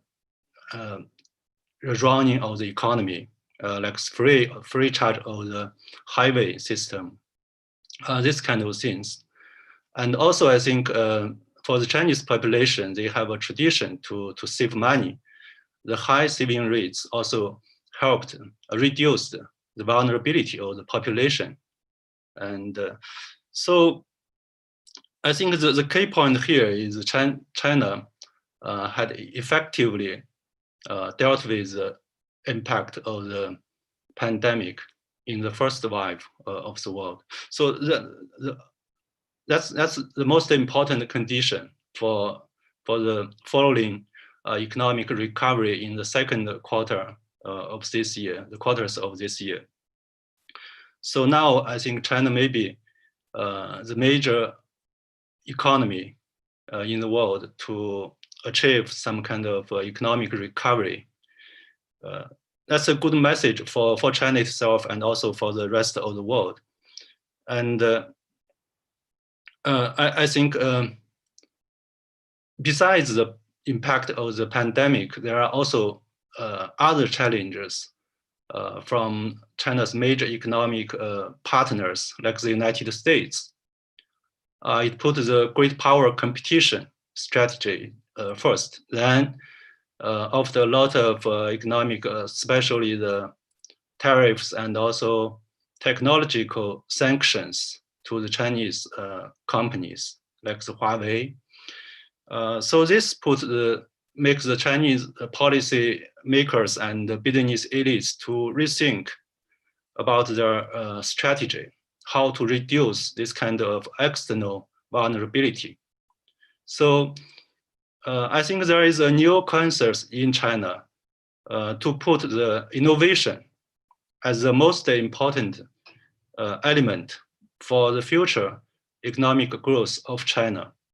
So like Huawei, they put a lot of money to the research of the universities to do the theory research, experiment research, long-term technology progress. I think this is a very important sense of the Chinese society. And also you may hear the new idea concept of the new development pattern of China, which puts the priority on the domestic market.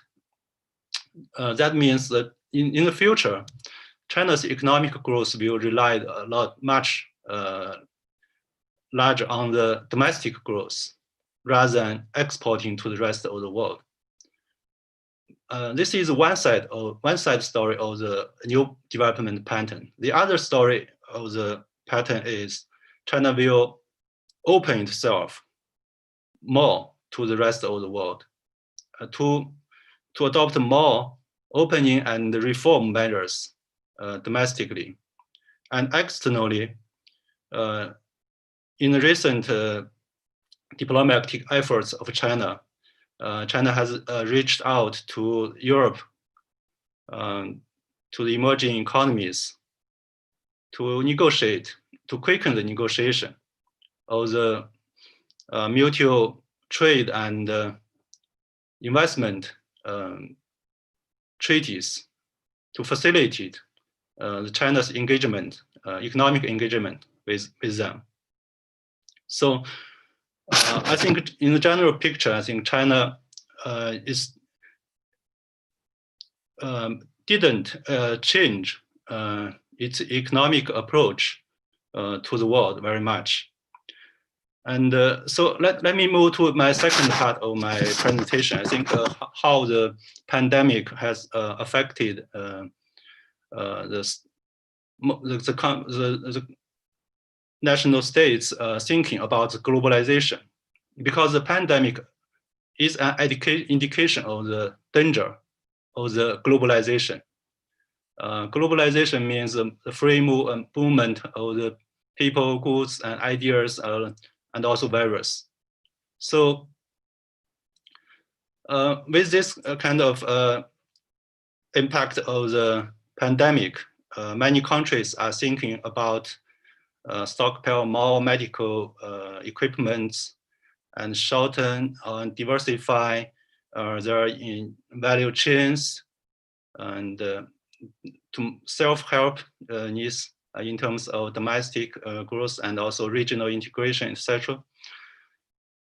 But from my observation, I think the pandemic has taught us the importance of the interdependence and globalization, because most of the countries are not hit by the pandemic at the same time. So which allows some countries with better conditions can deliver help to others. So this connection has reduced the vulnerability of the individual countries. I think China has been a benefactor at the very beginning, and later China can help others. So I think today, the whole world, most countries are increasingly realize the importance of the international cooperation to deal with the virus. Through the WHO and through the joint projects to develop the vaccines. So in this context, I think China decided to join the COVAX. This is a system led by the United Nations to make its contribution and to fulfill its commitment to make the future vaccine international public goods.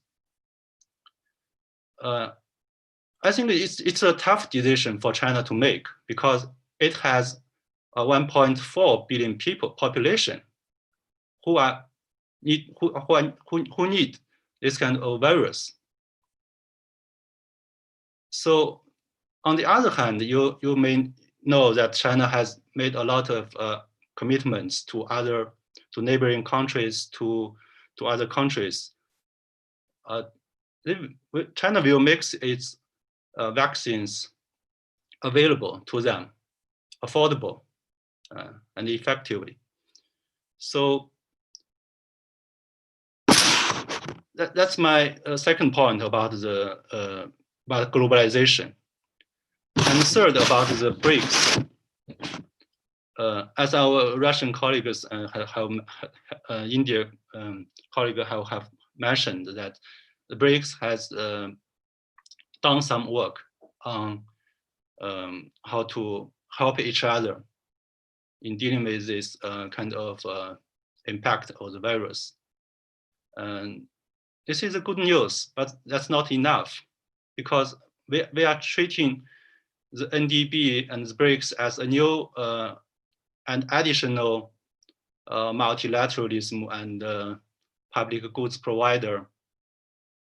We cannot just take care of ourselves. We need to extend our public goods and capacity to be available to a broad developing world, because they are really difficult, not only in the health term meaning, but also economic and social term. They are looking forward to more contributions from the Brics countries. But unfortunately, most of the Brics countries are hit heavily now by the virus. So they don't have the capacity to do that. But attitude is important here, to express their willingness to do more during the current pandemic and in the near future, hopefully the post-pandemic era. And also, I think the Brics countries have to show their leadership by committing themselves to the multilateralism and the economic globalization. Because as you know, the Brics members are quite diversified, and they have some challenging bilateral agenda. So they need to put these things down below the multilateral cooperation. They focus on the multilateral agenda and focus on the things productive and benefit to their own population, like the economic openness to each other. Because now you know the Brics countries need to take advantage of the economic and technological improvements like the 5G this kind of things.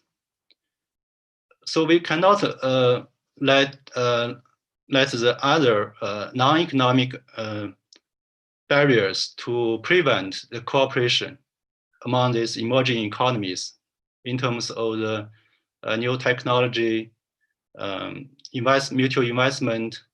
These are the most important things for the emerging economies to be established economies. I hope the academic and the political world can understand this rather than focus on the anti-globalization or nationalism or some ideological oriented thinking. We are really in a crossroad now. So I think this is a good timing for the summit for us to talk about this. Thank you very much. Thank you very much, Professor, having you. Please, Elizabeth Sidiropoulos, feel free to start your presentation. Thank you very much. Great.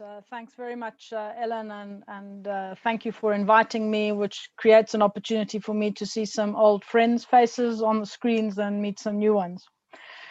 So I come right at the end, being the S of the Brics, but I'm hopefully going to try to keep you all focused with my remarks. So I'm going to cover a couple of issues, focusing, I'll look at the economic and political impacts in South Africa, but then I'll also take a slightly wider lens and look at the African response, where South Africa played an important role, in which Maria has already alluded to. So we're currently in level 1 lockdown, which means that most economic activities are back to normal since a little earlier this month.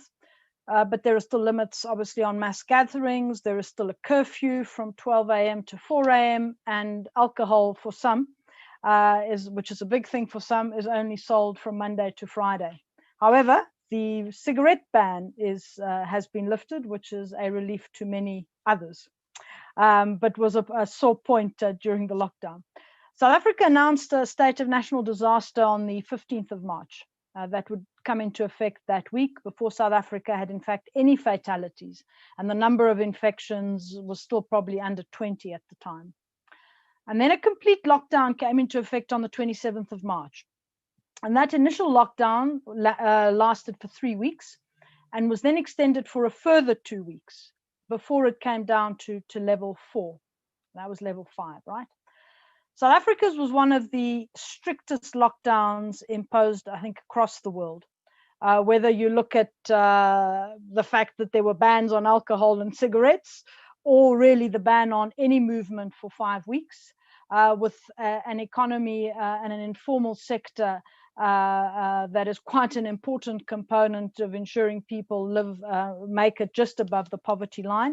So one can imagine the social and economic consequences. As Maria showed us in her slide earlier, about 714,000 people so far have contracted the disease, of which 19,000 have died, or just under 19,000 have died. The recovery rate, of course, is very high. It's about 90%. And we have come off our winter months peak, where the daily infection rate was between 12 and 15,000 to what it is now, which is just under 2,000. But there are concerns that as people sort of let their guard down, because now we're in level 1, we're gonna start seeing those numbers rise. And in fact, the 7-day average is already on a slight incline. I want to make 5 observations then before unpacking the economic, political, and the continental dimensions. And these, I think, also reflect some of and pick up on some of the points that my colleagues have noted earlier. The first is, of course, that COVID-19 showed how quickly governments can mobilize if they really feel an imminent threat. And this was very much an imminent threat. It, as we all know, and everybody has highlighted, of course, accentuated the underlying structural inequalities that characterize all our countries. The pandemic also underscored the imperative of effective governance, having the requisite institutional systems in place, and vitally, the importance of societal trust. and in that, the importance of having a capable state. Fourthly, and this picks up where Haibin left off, emphasized the need for international cooperation, but also showed that the default response is retreating into our protectionism. And this has been partly also a factor of the crisis, of the increasing crisis of global governance, of multilateralism. And lastly, Corvid has also confirmed that the best responders to global crises, such as these, are not always the ones at the top of the food chain. And when I talk about the food chain, I talk about the power hierarchy, and certainly the West and the US were not the best responders, and certainly not the ones from which you'll learn necessarily good practice, although you may learn bad practice. It also has raised big questions around the economic orthodoxies that have prevailed, and the differences between developed and developing countries in the way in which their responses, in the way in which policy responses are expected to be made. And I think there is a difference if you're looking at the huge fiscal responses that have gone, that have characterized the North versus the South, and the expectations of loans to the South meeting certain conditions. I think you see those disparities. And some of these points then I'll come back to right at the end. So let's just look very quickly at the economics. South Africa entered lockdown in a much weaker state than when the global financial crisis hit the world in 2008. South Africa was just trying to emerge out of nearly 10 years of state capture that drained the state coffers, eroded trust in the state, and importantly, eroded trust in the revenue service, which was one of the best, I think, in the world, saw corruption skyrocket, led from the top, led from the presidency, and an ever-expanding public sector with declining productivity. And also saw then the public debt grow from about 22% in the last years of the Thabo Mbeki presidency to some 60% by the time that Jacob Zuma left office. Now, that certainly probably meets the EU requirements, but it is on an upward trajectory, and it's expected probably to hit just over 80% by the end of this financial year. And in the process, South Africa's flagship state-owned electricity generator, Eskom, was left a shadow of its former self. Its gross debt is now something like $31 billion. And in the last 2 years, South Africa has had growth of less than 1%, while its revenue generation has declined. And this year, for example, where the revenue service is expected to collect 300 billion rand less than it would have, which is about $18 billion. So all of this has declined, and this was happening just as we were entering lockdown, and just as we were entering lockdown, Moody's, the only credit rating agency that still had us at investment rating, downgraded us.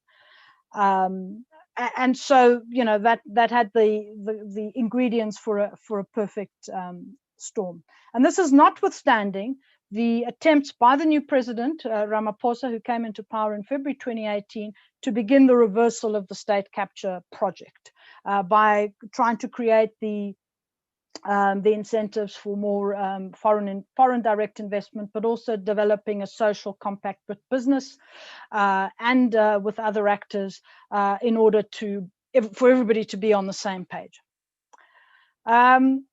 So we entered the lockdown fiscally constrained, significantly fiscally constrained, but President Ramaphosa announced a relief package of about 500 billion rand, or some $32 billion, which is about 10% of GDP. So not quite what Brazil was able to come up with, but certainly not insubstantial given our circumstances. Some of this was to come from spending reallocations in the current budget. Others would come from raising money on the markets, or borrowing from the IFIs and the New Development Bank. And South Africa, for the first time since democratization in 1994, has now borrowed money from the IMF a couple of months ago to the tune of just over $4 billion. In addition, the central bank lowered interest rates over the course of the lockdown by 300 basis points. I think the emerging market median is about 100, but that might have changed. So significant reduction in interest rates. The repo rate now is sitting at 3.5%, which really is negative in real terms. And the central bank has also bought government bonds in the secondary market over the course of the 6-7 month period.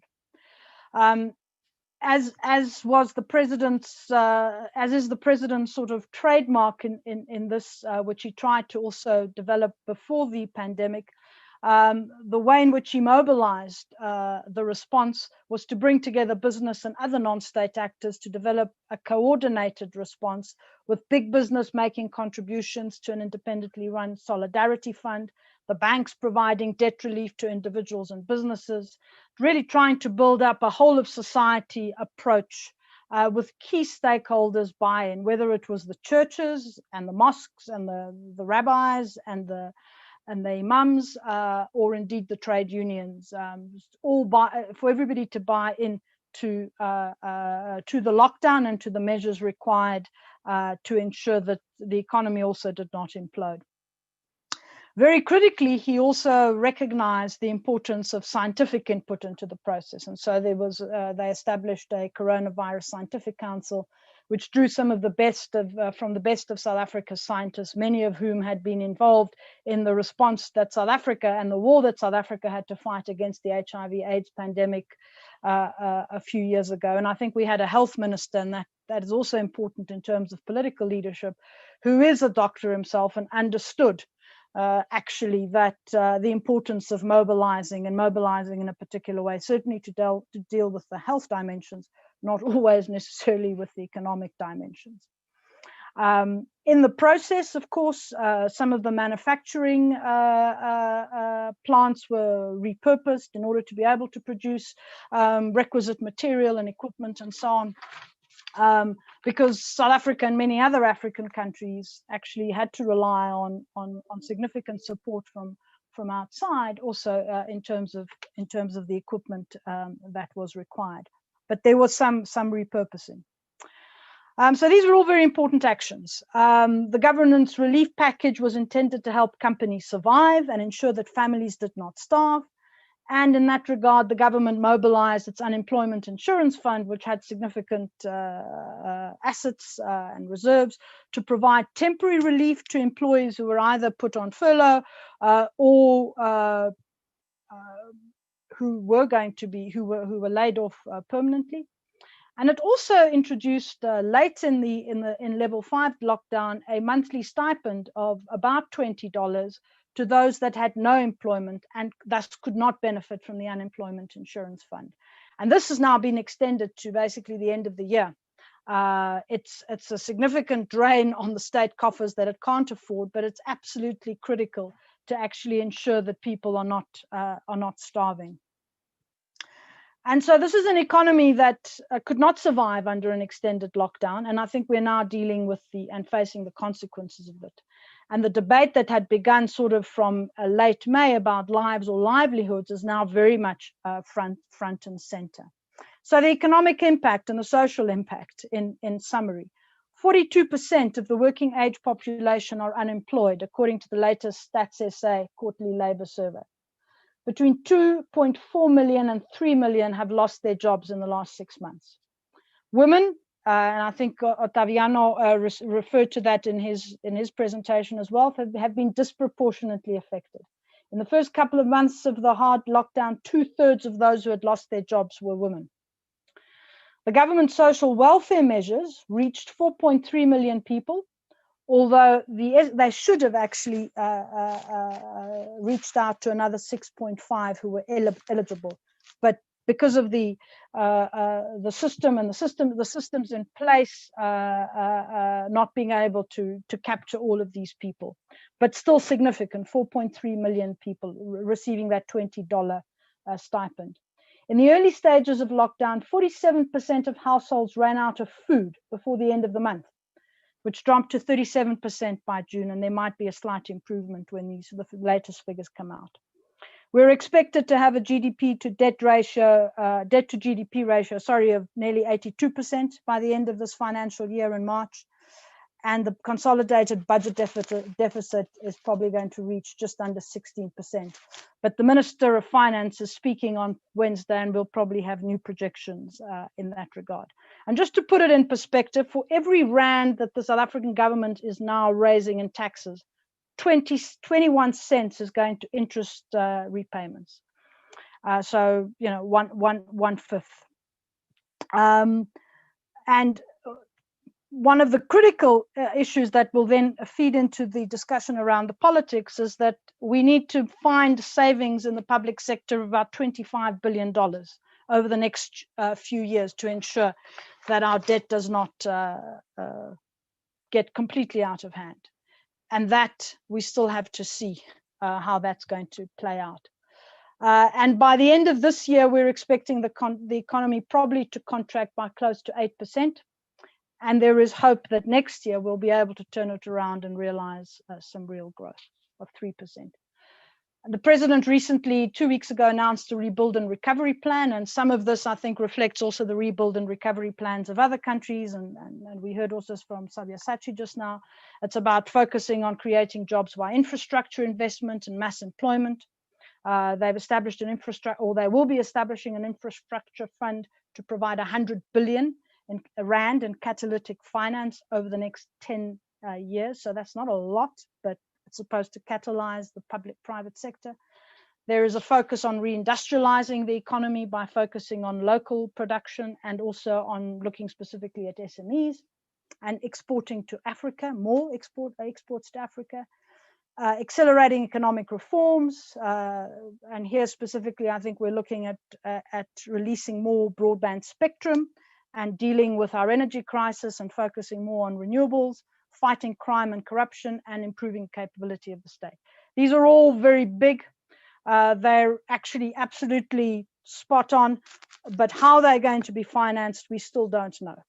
So we await the medium-term budget spending framework on Wednesday. But as one commentator put it, this is a spending plan. It's not, but it's not showing us. It's not putting its mouth where its money, where it's money where its mouth is. And the challenge here is that the government will have to make a number of very, very difficult decisions if it is to recover from the impact. And these include a fundamental attacking, literally, the public sector wage bill, which has grown in the last 12 years. It does require its restructuring Eskom and dealing with other dysfunctional state-owned enterprises such as South African Airways, which is in business rescue at the moment, and addressing corruption, which has run rife in the procurement processes for medical and related equipment over the last 7 months, including some people in senior positions in the provincial and national administrations. And that's then about the political impact. We always have great plans. We're great at great plans in South Africa. Our challenge is always how do we implement them. Some of this has to do with state capacity, but some of it also has to do with the political and factional battles within the governing ANC and its coalition partners. So the South African Communist Party and the Congress of South African Trade Unions. President Ramaphosa has made fighting state capture and bringing culprits to book one of the highest priorities since he took office in February 2018, by enabling South Africa's prosecutorial services to do their job. However, COVID has highlighted the entrenched nature of corruption at all levels of society, and that no one in government is unfortunately flawless. And how that then plays out, because it includes people within supporters of the president within the ruling party, which itself is split between supporters of the president and old guard, shall we say, will be critical in determining whether we come out of this pandemic better than when we went in. Next year, we have local government elections. This will be a test of how the voters have assessed the performance of the government during COVID. If the ANC loses support, it may reflect on the president, who many in the party would like to see, or some anyway, some in the party would like to see as a one-term president. More specifically, it will also be very important to watch how the populist economic freedom fighters, led by Julius Malema, who used to be the head of the ANC Youth League, how they perform in the local government polls. His party currently has only 10% of the national vote, but they may be able to become kingmakers in certain municipalities in next year's elections. And then that would see politics, including national politics, potentially move to a more populist front, depending on how the elections pan out. The pandemic and the ensuing lockdown, and here I'm sort of going to bring to an end this and move into the continental area. After the initial spurt of solidarity that we had and the real sense that we were being led and that people knew what they were doing, it has nevertheless revealed again the soft underbelly of racial inequalities and the different impact on the wealthy of all colors versus the workers, and more specifically the chronically unemployed. And it has also highlighted again South Africa's issues with xenophobia or Afrophobia, which has reared its head repeatedly over the last 25 years. And I'm afraid in these constrained circumstances, we might see more of that. The president has been able to mobilize support from the private sector in dealing with the pandemic, the economic consequences, but he will need to retain that confidence by taking decisive action to stimulate the economy. And all the commitments that he made 2 weeks ago, he's really going to have to move on these pretty quickly. But let me move very briefly then to the continent, and then I'll bring this to a close. South Africa this year chairs the African Union, and so in that capacity was able to play a pivotal role together with the African Union and the African Centers for Disease Control in mobilizing a continental-wide response. And it did that really early in the process, sort of in February and March. It included appointing envoys, 4 envoys with international reputations to take Africa's case to the international community on a number of issues, including on the procurement of equipment, but also on debt, establishing a Corvid solidarity fund, and driving calls in the G20 for a debt suspension initiative, which we now have until the end of the year and going into the next year. Africa was probably the only continent, I would argue, that was able to quickly mobilize and develop a coordinated response to the virus. And I think this was partly the fact that, you know, we were sitting in February looking at what had happened in Italy and Spain and reflecting that if Africa were to have to deal with the kinds of numbers that we were seeing in Europe, there would be absolutely no capacity to be able to do it, both financially, but also in terms of the health systems. Weak health systems, limited fiscal space. It was a disaster waiting to happen. And so the continent really did mobilize, introduced really hard lockdown in many countries, including, of course, South Africa, which they now have to deal with the consequences of. But I think the real health threat was so great that they thought that this was the only way that they could avert such a health crisis. So the first meeting of health ministers in that regard actually happened in mid-February, was followed very quickly by finance ministers and raising the issue of debt and the need to have this discussion with the IFIs and with Paris Club and with emerging donors, as well as with the private creditors. And this, one can argue how successful that has been, but I think it has really shown the ability that Africa does have to actually mobilize and to show what we say, you know, what we call agency in front of this crisis. And I think there were 3 important elements here. The fact was that I think you had a state that was able to really coordinate effectively as the chair of the AU in South Africa. You had the institutions that have been really growing significantly over time, the AU and the AU Center for Disease Control, which is only 3 years old, by the way. And then you had the requisite proactivity to take this forward. It has also forced Africa now to think really seriously about the need to implement some of the plans that it has in place, specifically looking at the African Continental Free Trade Area. You know, if there's one thing that Africa is really at the bottom of the food chain on, is its participation in global value chains, and the fact that we relied so much on the world staying open in terms of provision of equipment, of health equipment to help us deal with it. And so there is there's been quite a lot of debate and recognition that the continental free trade area is critical to help roll out regional value chains and create greater, not independence of the world, but greater internal ability to, at least in the first few stages of such a virus, actually have the capacity to do things for ourselves. Let me leave it here. I know you are pressed for time, Ellen, so I'll stop there.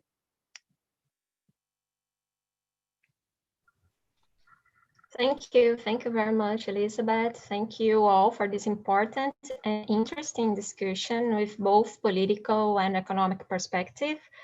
Unfortunately, I think we have a short time for a question. I think we have 5 minutes before starting the next panel with the Foreign Minister. So I think, Maria Gutina, I think you have a question. Please feel free to Yes, thank you very much, because it's good possibility to learn something from the colleagues from countries, Brics countries. And I have a question to Professor Haibin. Yes, right, correct? Yeah, and in my presentation, I mentioned your project Health Silk Road, but unfortunately, I couldn't find a lot of information about this project. Can you give some details about it? Thank you. Thank you for your question. I think you mentioned a very important new perspective from China on Belt and Road Initiative, because this initiative is not a pre-defined initiative. It is a progressing, evolving initiative.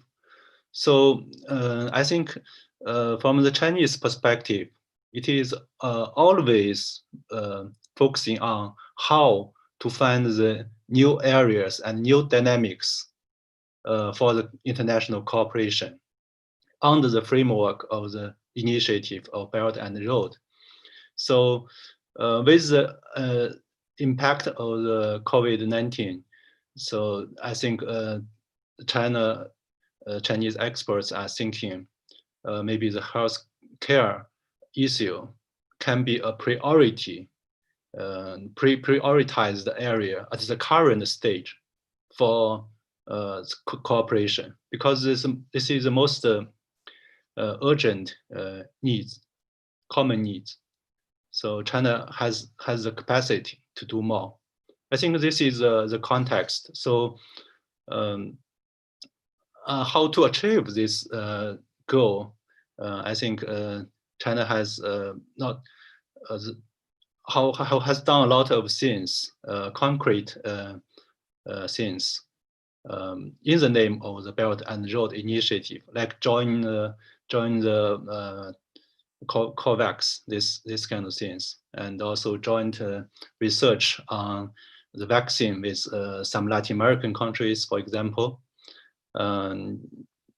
sharing the experiment to deal with the challenge of the COVID-19, and also send some group of experts, medicine experts, scientists to other countries to help them, to provide the know-how, the expertise, this kind of things. So I think it's an idea or concept how to redefine or update the initiative.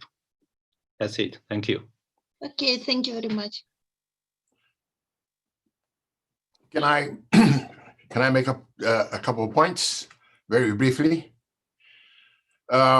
Well, I enjoyed very much all the presentations, and I'd like to make points regarding some aspects that you all raised.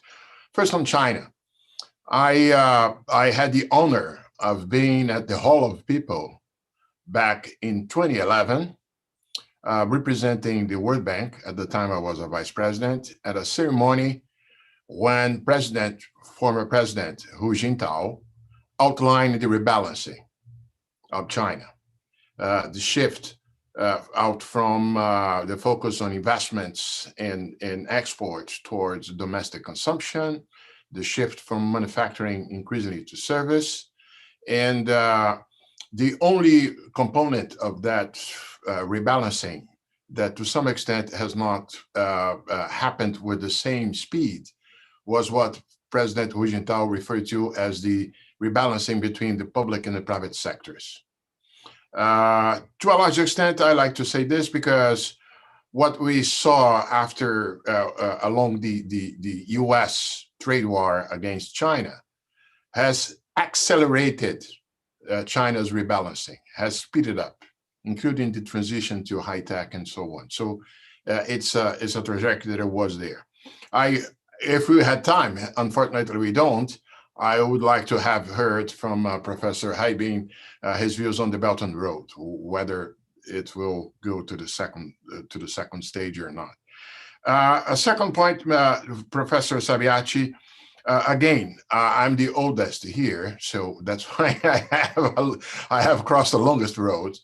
From 2004 to 2019, I was either at the board of executive directors of IMF and World Bank, or I was a vice president at both institutions. So I saw from the inside what he approached and the limits to the rise of Brics countries in the capital and governance structure of the Bretton Woods institutions. And that's why we have nowadays the NDB, the AIIB, and this fragmentation of the multilateral institution.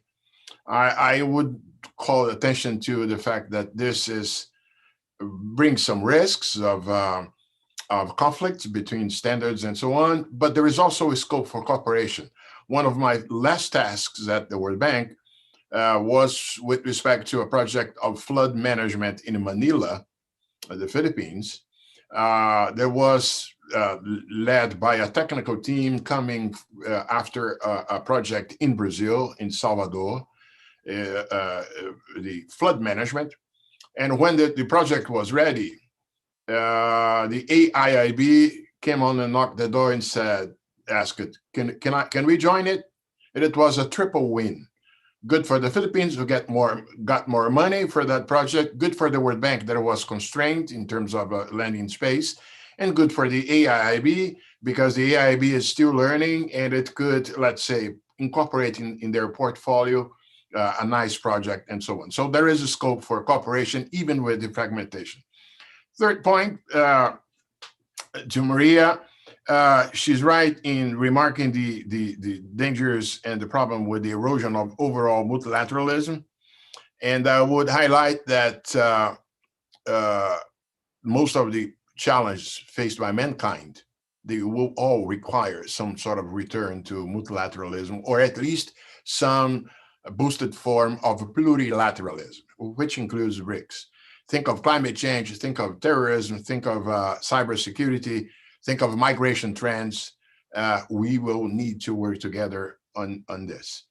And finally, Elizabeth, so many questions that sound very similar to the ones in Brazil. And but I wish we had time to discuss a very interesting point that you made. Like I did with respect to Latin America, you went on to talk about sub-Saharan Africa and the issues associated with the lack of finance. Ellen and you all, thank you very much for having me here. Thank you very much, and I apologize that we don't have enough time. This 3 minutes. So thank you very much for being here, Maria, and